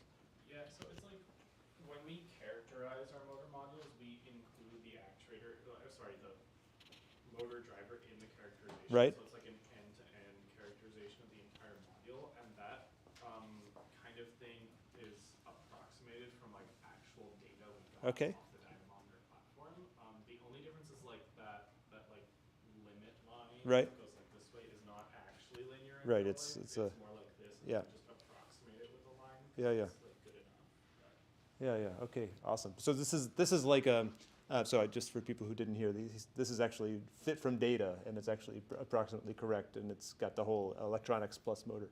So this is like a voltage limit or something, and this is a current limit that's making those fairly flat. So the top one is not a current limit; it's like actual magnetic saturation of the motor. Magnetic saturation of the motor. Wow. The purple line is like actually slightly more interesting because you don't see that on most motor modules. It's just for some reason specifically Ben Katz's motor module had that limit, which I think is a voltage limit, but most motors, like if you increase that voltage, you can get it to go like faster and faster until it explodes. Super cool. Yeah. Don't explode, but that's good. Yeah. Okay. Thank you for that. That's great. Okay. I think we have just one more, and then I'm happy to have some. Oh yes. Do you have a question? Good. I was just wondering if you had a physical intuition about why the optimal gear ratios were the same. Was it because the limbs were the same length and it was a symmetric geometry? Yeah, that's my guess. I think it's weird because like since the foot is not constrained to sit under the hip, I wouldn't have expected like I feel like we would have expected the gear like the knee to try to keep the foot under the hip, and then the hip provides most of the power of the jump because we want to go in that like direction, but it just set the gear ratio the same and did bang bang control, which was interesting. So I feel like it would be cool if we just made like the shank or the lower leg like twice the length of the upper leg and see if it still did that. I feel like it wouldn't. I don't know. It's kind of strange. It does seem too symmetric in some ways, right? There's some symmetry there. Like maybe if you had like a flamingo leg, it would be. Yeah. Also, it's possibly inertias were a little bit too similar across the lower and upper leg. Like if the upper leg was like significantly more massive, maybe it would have found something different. Yeah. Awesome. Okay. Throughout there are many more videos. Still, I think you started adding them in the middle of the slide deck, so the spreadsheet's out of order. I think there's only one left. Okay. In this project, we Wait, explored let me just check. No, there are a couple more. You're right. I added them. using contraction matrix-based stability analysis for nonlinear systems Oh, via SOS programming. I know what happened. Contraction analysis provides an alternative perspective into stability in terms of convergence of arbitrary trajectories. It's stronger than the stability independent of initial conditions, and it's shown that it's easier to analyze stability under uncertainty in this framework. The key idea here is we investigate incremental stability between arbitrary trajectories. If we can find a minimum length path called geodesic connecting two trajectories in every time instant and show that this path length is shrinking over time, then two trajectories converges. Specifically, the path length is defined as the integral of the norm of every differential element under a specific metric m. So then the question is, how do you find an m that guarantees the path length is decreasing over time? For a general nonlinear system, the differential element of the path connecting two trajectories follows its differential dynamics. If the length of the differential element delta x and delta x is decreasing over time, then equivalently we can have a linear matrix inequality condition S1. Similarly, if the length is decreasing exponentially with rate lambda, we have 2 as a condition. Condition 1 and 2 provide stability in terms of asymptotic or exponential convergence to a single trajectory. To certify LMI conditions, we want to make sure a matrix is positive definite. This can be achieved by the notion of matrix SOS. Given a vector indeterminate y, S is the sum of squares matrix if the scalar polynomial y transpose sy is SOS polynomial. Therefore, searching for a positive definite m and a negative definite r can be formulated into a standard SOS program. In implementation, we search for polynomial entries for the metric matrix m. Let's consider a simple stable linear system. On the left phase plot, black line and red line are two trajectories of the system, where the blue lines represent the connecting paths in between at the same time instant. Because the linear system always has constant contraction metric, the connecting geodesics are always straight lines. On the right figure, it shows that the path length is indeed exponentially decaying over time. Note that for linear systems, the existence of a contraction metric is both sufficient and necessary for stability. For nonlinear systems, the stability analysis becomes more interesting yet more challenging because the matrix MX now is spatially varying. To compute geodesic, which is the minimum length path connecting two trajectories, we need to first approximate the length integral with summation and then solve a non-convex optimization problem. Because non-convex optimization does not guarantee a global minimum solution, finding a geodesic could be challenging as shown in the figure as an example. If we can find accurate representation of geodesics, that would enable us to do fast online trajectory stabilization through an extension to control contraction metrics. Thanks for allowing me to share my enthusiasm about this contraction. It's only 3 seconds more enthusiasm, but no, contraction metrics are a nice, I wish we could have had time to cover them. They're a nice extension to the Lyapunov for the incremental stability case. So I realized what happened. This was a late, like someone sent me an email saying, I just put my video in. And so I thought we were at the end, but that was actually in the middle a little bit. I mean, there's a few more. Do you have a sense for how many more from your spreadsheet? Five or six more. I love eggs, and my favorite type of egg is the overeasy egg. Flip the egg to lightly cook the top while leaving the yolk nice and runny. For this problem, I decided to consider only the planar system. And we have full force and torque control of the spatula, but the motion of the egg is governed by the contact dynamics. My goal was to develop an optimal controller that could flip the egg, take it from face up on the pen to face down on the pen. But those contact dynamics make this very challenging. So first, we formulate a trajectory optimization problem. We start with the standard form of our manipulator equations. However, we also incorporate this new contact dynamics term, which includes the normal force and the frictional forces at the edge contact points between the egg and the spatula. We also define a distance function between those points in the spatula, and we add the constraint that the distance function can never be negative. Obviously, the egg cannot fly through the pen. We also apply a non-negative normal force constraint because there is no stickiness that we allow in the system. We must also add our friction cone constraint. Our final constraint is a complementary constraint to ensure that only one of the distance and the normal force is zero at any given time. Obviously, normal force can only exist when the egg is in contact. We add standard actuation velocity cost, giving us an end result that has the egg be flung off the edge of the spatula. Now, our egg isn't actually too far. It would not fly straight off the spatula. It would probably flop kind of sadly off the side. To account for this, we constrain the egg to remain on the spatula, both by constraining values of the distance function to be very, very small, and by constraining the projection of the egg to remain within the width of the spatula. Given these constraints and costs, we get trajectories that seem much more reasonable and match with our intuition. Of course, the initial guesses play a big role in the final trajectory. For value iteration, we take what we learned from the trajectory optimization to greatly simplify the system dynamics. We pretend the egg is fused to the spatula, and using the same set of forces and moments that we identified earlier, we actually get a well-defined 6x6 system that allows us to explicitly compute even the contact forces. We can funnel these accelerations directly into the actual dynamics of the system for the value iteration, and we ensure that the contact requirements are met by heavily penalizing any normal and frictional forces that don't meet the constraints within the cost function for the value iteration. Unfortunately, it doesn't work. Our system is simply too large, and we have to choose between a fine enough mesh or a computation that can actually finish. So for the value iteration, we should instead attempt a neural fitted value iteration, greatly reducing the dimensionality of the problem. And we can use a trajectory optimization if we were designing an actual feedback controller. A finite horizon LQR would be natural to choose, however, it's challenging because those contact dynamics aren't actually even supported by Drake. So we'd have to do more calculations by hand to linearize about that simplified model. Thank you. Awesome. That one I knew wasn't going to work, but do you notice this screenshot? I was trying to figure out what that was without having seen the video. That's hilarious. Okay. All right, here's the snake. Good.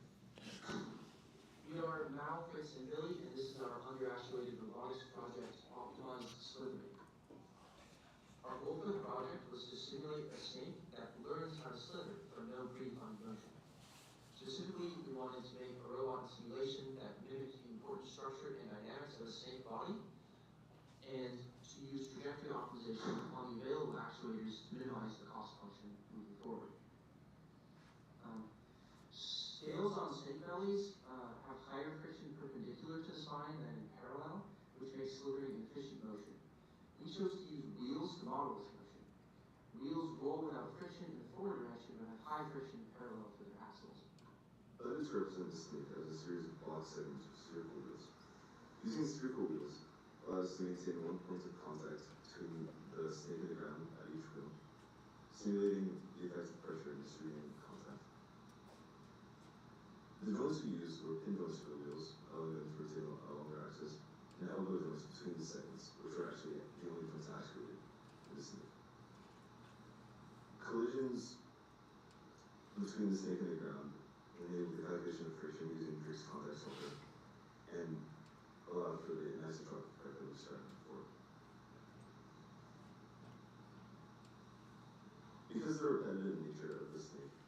we decided to make use of a tool for Ernest called Exactor. This had useful features such as defining variables to make consistent properties throughout the snake, and the use of macros, which allowed for the condensing of repetitive segments of the snake. Within our multi-body plan, the snake was a floating body, meaning that its degrees of freedom were not constrained relative to the world. While we really wanted the snake to learn to slither from no predefined movement, starting with randomized initial state and input trajectories proved difficult for the solver. Instead, we used sinusoidal inputs as guesses, which we fed to the trajectory optimization algorithms as zero-order fold objects. Here is an example video of foiling a snake using these sinusoidal inputs to give you a sense of that motion.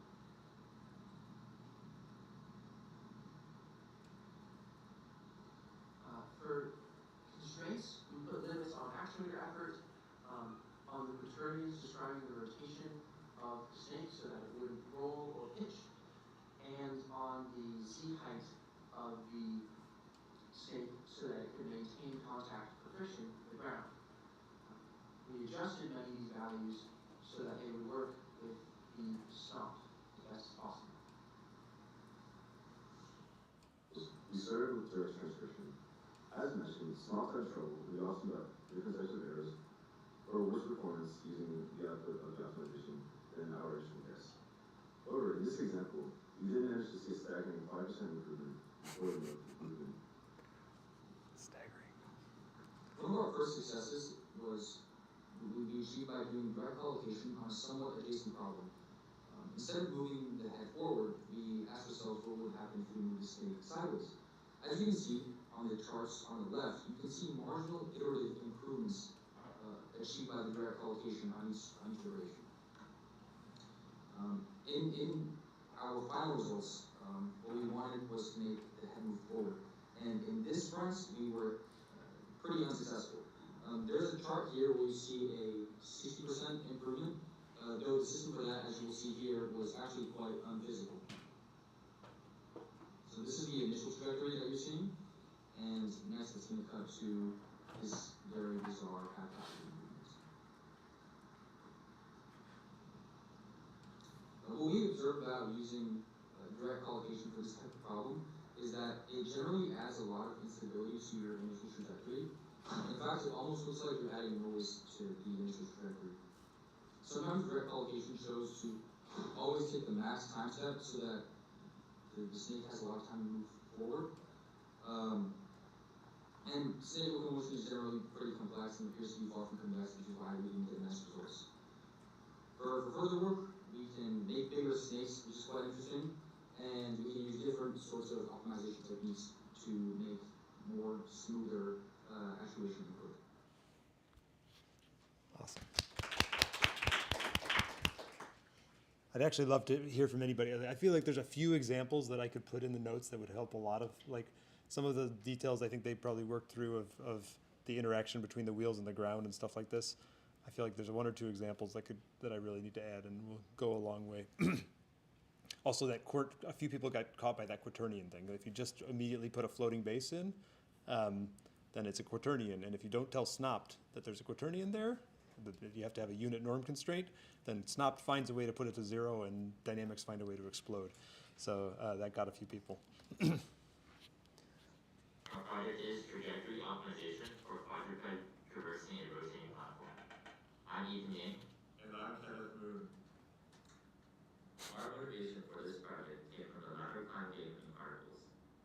In this game, one has to climb a deceptively unstable ladder to touch a button. The catch is that the ladder is attached only at one point on each end, so it freely rotates and support is similar to climbing over a frame. Our simplification of the ladder climb game turns the ladder into a solid, rotating platform. Like the ladder, the platform is free to rotate, so walking across requires awareness of one's center of mass.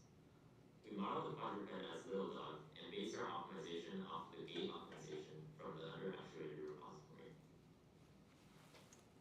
Our general approach to this problem was to use direct transcription. We initially used a walking across the platform. In the order shown on the slide, our variables were the time step, generalized positions, generalized velocities, contact forces between the robot and the platform, the center of mass and its time derivatives, the angular momentum of the robot by the center of mass and its time derivative, and the angular acceleration of the rotating platform. These were sufficient to encode the physical constraints of our system, as we will see in the next slides. One important set of constraints was the periodicity constraints. Since we initially aimed to find the periodic gate across the platform, we had to ensure that the light positions at the end matched the ones at the beginning, and mirrored in the case of walking. We also had to ensure that the platform angle and angular velocity were mirrored by the end of the stride, as you can see in these constraints. We also implemented contact constraints to emulate static friction. The constraints on the slide show our approximation of a friction cone, which constrains each component of friction in the plane of contact. We then used a pre-specified mode sequence to ensure that the normal force was 0 on time steps where the feet should not be touching the platform. We solved our trajectory optimization with Snot. We ran our optimization for progressively harder and harder states. We started by specifying the rotational inertia of the platform to be extremely high to model physical ground, and progressively lowered it as we were more confident that our optimization was correct. We were also able to optimize for slightly off-center initial angles for the bridge, but it required incrementing the angle by incredibly small amounts and passing in the solution from the previous angle. Trying to directly solve for the final angles fails. Here's the successful optimization with an initial platform angle of 0 radians. Here's the result with an initial angle of 0.01 radians. Despite the tiny change in angle, the behavior is completely different. The difference in the two trajectories is apparent when graphing the deviation of the center of mass from the center line and the angle the platform takes over time. Notice that for the 0.01 initial angle, the center of mass position must take a more aggressive line to stabilize. The pre-specified mode sequence has its limitations in only being able to solve for a limited space of initial conditions. In particular, we weren't able to find solutions for when the middle dog started off-center and when the angle magnitude was too large. Different initial conditions require more aggressive different mode sequences, which are too hard to planning a priori. We use complementary constraints to allow the optimizer to plan the mode sequence implicitly. Let P be the position of a given foot with respect to the bridge, where the second, or Z component, is orthogonal to the bridge. The first complementary constraint enforces that the magnitude of the respective contact force is 0 when the foot is not touching the ground. The second and third enforce that the feet do not slip when the contact force is non-zero. We assume non-slip for simplicity in our models. When we attempted to implement the complementarity constraints, we found it unexpectedly difficult to get the optimizer to require a feasible solution, or even an infeasible solution remotely similar to what we would expect. Based on some infeasible approximations produced by Snot, it appears that the optimizer tended to get stuck in local optimum.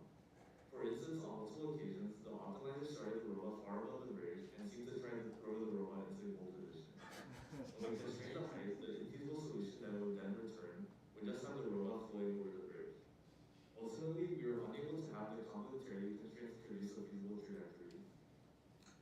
In the end, there are many possible paths towards getting closer to our goal.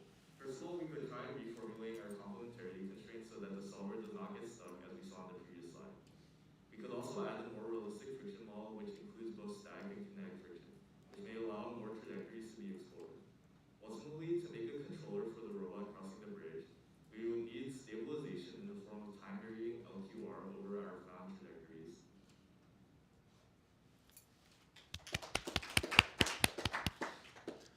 So we only have a couple more, but is there anybody in the room that wants their video played that hasn't had their video played? Just make sure that we get everybody.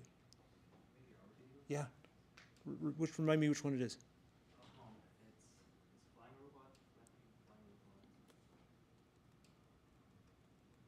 Oh, yeah, control implementation on insect scale. There it is. Okay, got it. Yeah. Thank you. I'm going to play it from. It's in the slides. It's in the slides. Good. Almost sure it's in the slides. There.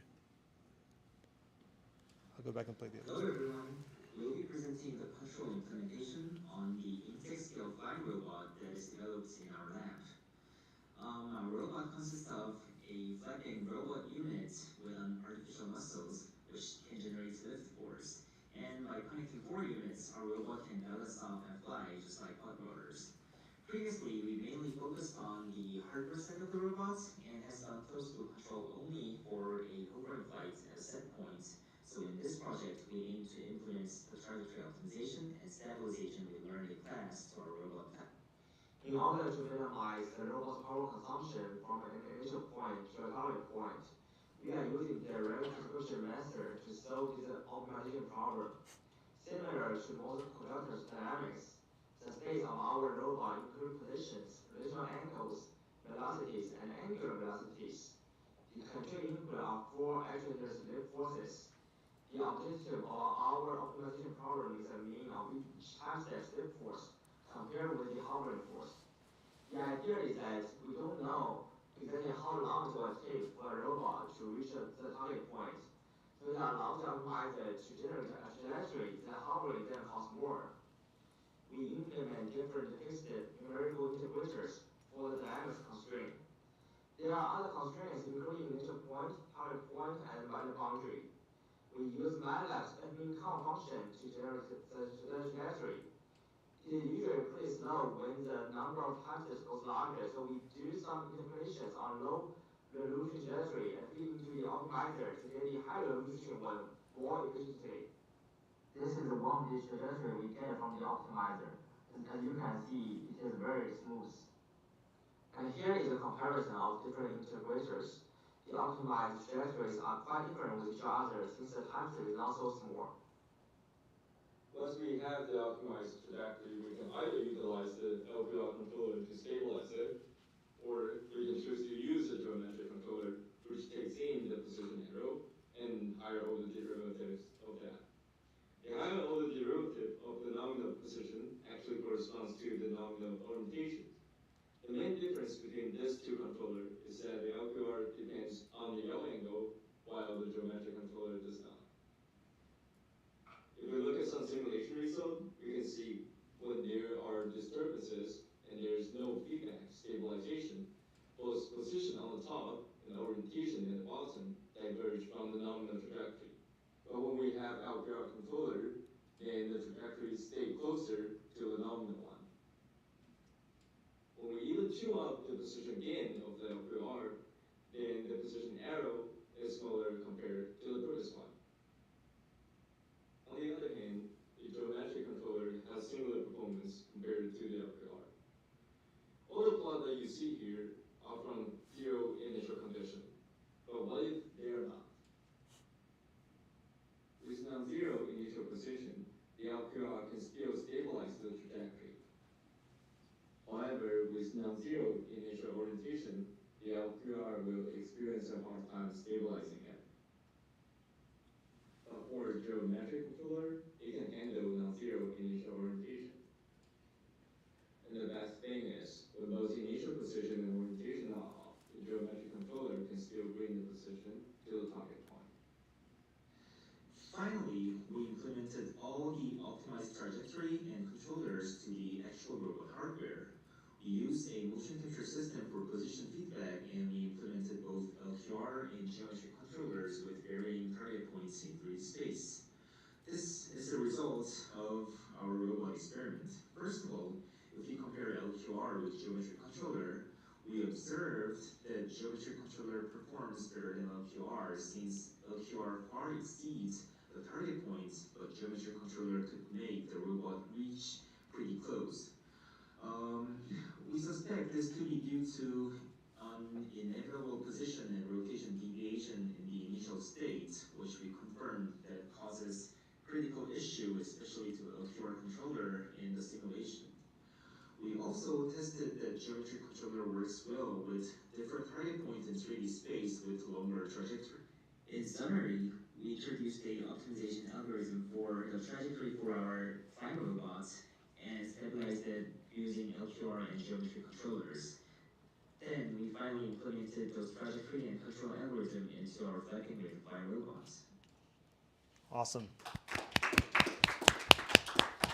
So it's so cool you got it on the hardware too. That's great. I would expect the geometric control to be like superior when you're in a much larger angle regime.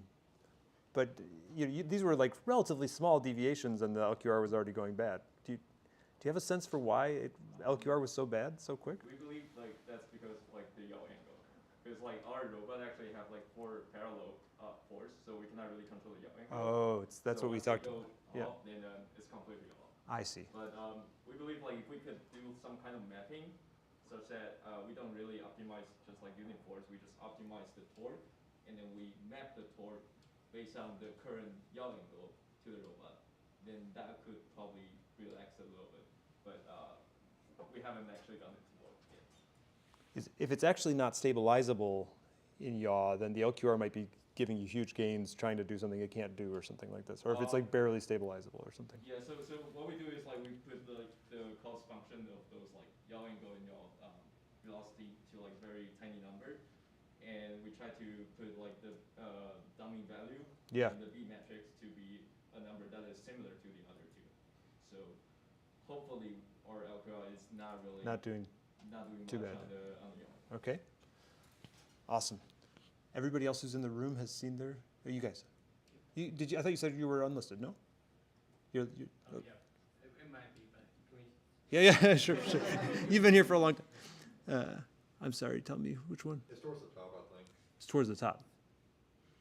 The land a rocket on barge. Landing a rocket on the barge. Higher.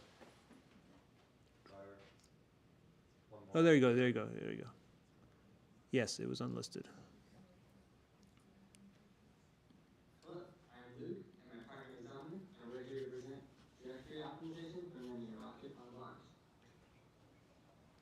We were inspired by SpaceX landing a Falcon 9 on a barge in the middle of the ocean, and we wanted to see if we could replicate that using trajectory optimization in simulation.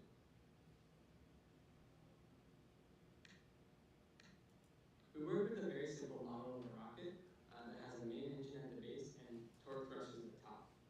This 2D model can generate an axial thrust and can rotate itself to orient that thrust. The movement is constrained in a 2D space, and the barge can move at a known constant velocity. We're going to work in the XZ plane, so the Z will be pointing up, and the X is our horizontal axis. Our solution approach: first, we wanted to use direct collocation as our continuous time trajectory optimization. However, we wanted the optimization to work under velocities that were not originally optimized for, or under different disturbances. And so we wanted to then feed in our nominal x0 and u0 trajectories from the collocation into a finite rise in LQR to create a robust lander. We will now discuss the different constraints and costs that we place on our direct collocation problem. For constraints in the final state, we're going to require that the rocket be in the same position as the barge. Additionally, to ensure a safe landing, we're going to require that we have 0 angular velocity and 0 vertical velocity. Also, we're going to require that, of course, the rocket land without exceeding the maximum amount of fuel it has on board. For all states, we're going to require that the rocket stay above the ocean. We found it very interesting that if we did not place this constraint, the rocket would sometimes find a path that brought it below the water surface. Additionally, we're going to place constraints on the amount of thrust that can be used by the main engine and by the torque thrusters. For our cost, we're going to apply a running weighted cost over the thrust used by the main engine and by the torque thrusters.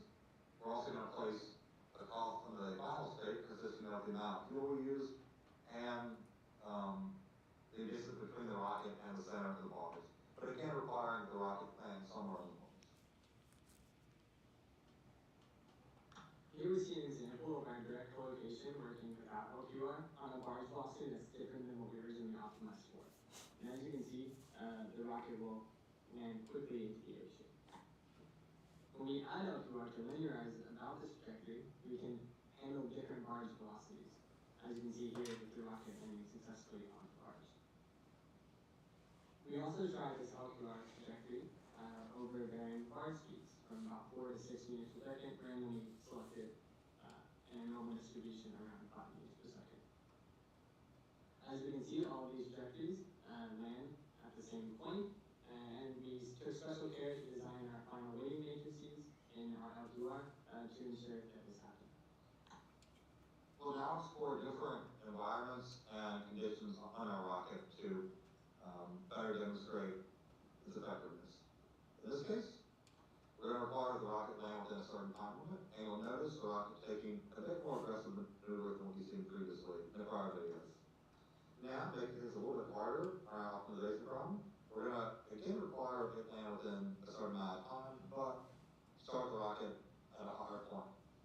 And the only way the rocket can make it there in that time limit is to actually go ballistic and use its main engine to accelerate towards the Mars, since gravity alone cannot bring it down in the required amount of time.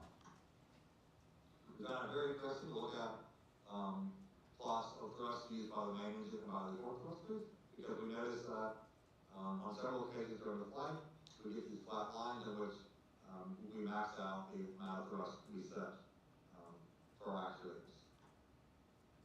Lastly, and very cool, we're going to try and mimic SpaceX's re-entry procedure by having the rocket come in aft first with some initial velocity. And again, we see that the solver is able to do a nice safe landing on Mars. We have demonstrated a very robust landing system that uses both trajectory optimization as well as linearized LQR in order to robustly land on Mars. Some extensions that would improve our project would be using realistic values for the rocket dynamics versus just the dummy values that allow us to explore the optimization. We'd also like to try different kinds of disturbances like wind on the rocket and different barge velocities. And finally, we would like to try linear MPC instead of LQR to ensure that the constraints are honored even in the linear case. Very nice. Yeah. You got me thinking, is the fuel, how close are they to the fuel limits? Because you had your fuel kind of going down to like 40% or something like that, but do you think I hadn't even thought about it. They're probably like not carrying a lot of extra fuel, right? And that could be a real hard constraint on the optimization. Sure, yeah. We kind of just played around with how much fuel we gave it. It definitely just depends on the real values and what rocket you're designing for. Yeah, that's sort of terrifying. What would you do if you, ran out of fuel when you're trying to stabilize a landing? But cool. Okay. I think we got everybody. So I think we're like at 5. I'm going to keep going.